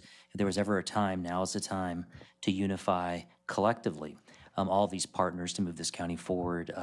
Time is not on our side. As you look at some of the data and growth and things like that, the good news is we have time still, I think, to not to be reactive, but be proactive. And a lot of the things you said here today, you can always put what I call OTH on the horizon, meaning we can always look at them and have them there to look at them in the future. But we do got to concentrate on a few items or nothing gets done. I always tell people that, it's like GPS, you got to tell it where to go. So now we're telling this government what direction to go in with strategic planning, and we're doing all those things. So again, thank you for your input, feedback. It was amazing. This dialogue helps us, directs us as we bring this forward. We will come back at a later date with deliverables, milestones that we'll accomplish over the next 12 months or even multiple years. And then also the F-bomb, trying to figure out how do we pay for some of these things that were brought here today. And some of the other discussion you had, I may take offline, and there may be other opportunities, as we explore other options and then strengthen those partnerships as well. But again, thank you for taking the time to be with us today and give us this input. Thank you. Madam Chair. Commissioner Kennard? Steve had said that he and staff have got direction. I'd like to hear what that direction is before we adjourn this meeting. Okay, this is what we're here. We're going to bring it back to you, but I'll let Veronica what we just heard. Absolutely. So what I heard up there was that we have consensus to pursue the following 5 projects for targets for action in 2025. Those would include the Beautify Citrus State Road 44 project, the Holder Industrial Park utilities installation, modernizing the land development code, and potentially reviewing the comprehensive plan, Cardinal Corridor alignment study with 495 as a stretch goal once completing and funding that, and the courtroom expansion, pre-construction, and construction. For management in progress, we will continue to track the Inverness Business Park's 41 access, the Port Citrus development, and the regional evacuation shelter. And on the horizon would be the broadband initiative, homeless shelter, and new park acquisition. Well, I think until you got to the broadband initiative, I was good with all of it. No, I'm fine with it. The 5 primary focus points for 2025, I think, is the direction that this board is given. Yes, and if I may, on the horizon simply means we will explore it in the future. Management in progress, we will track those.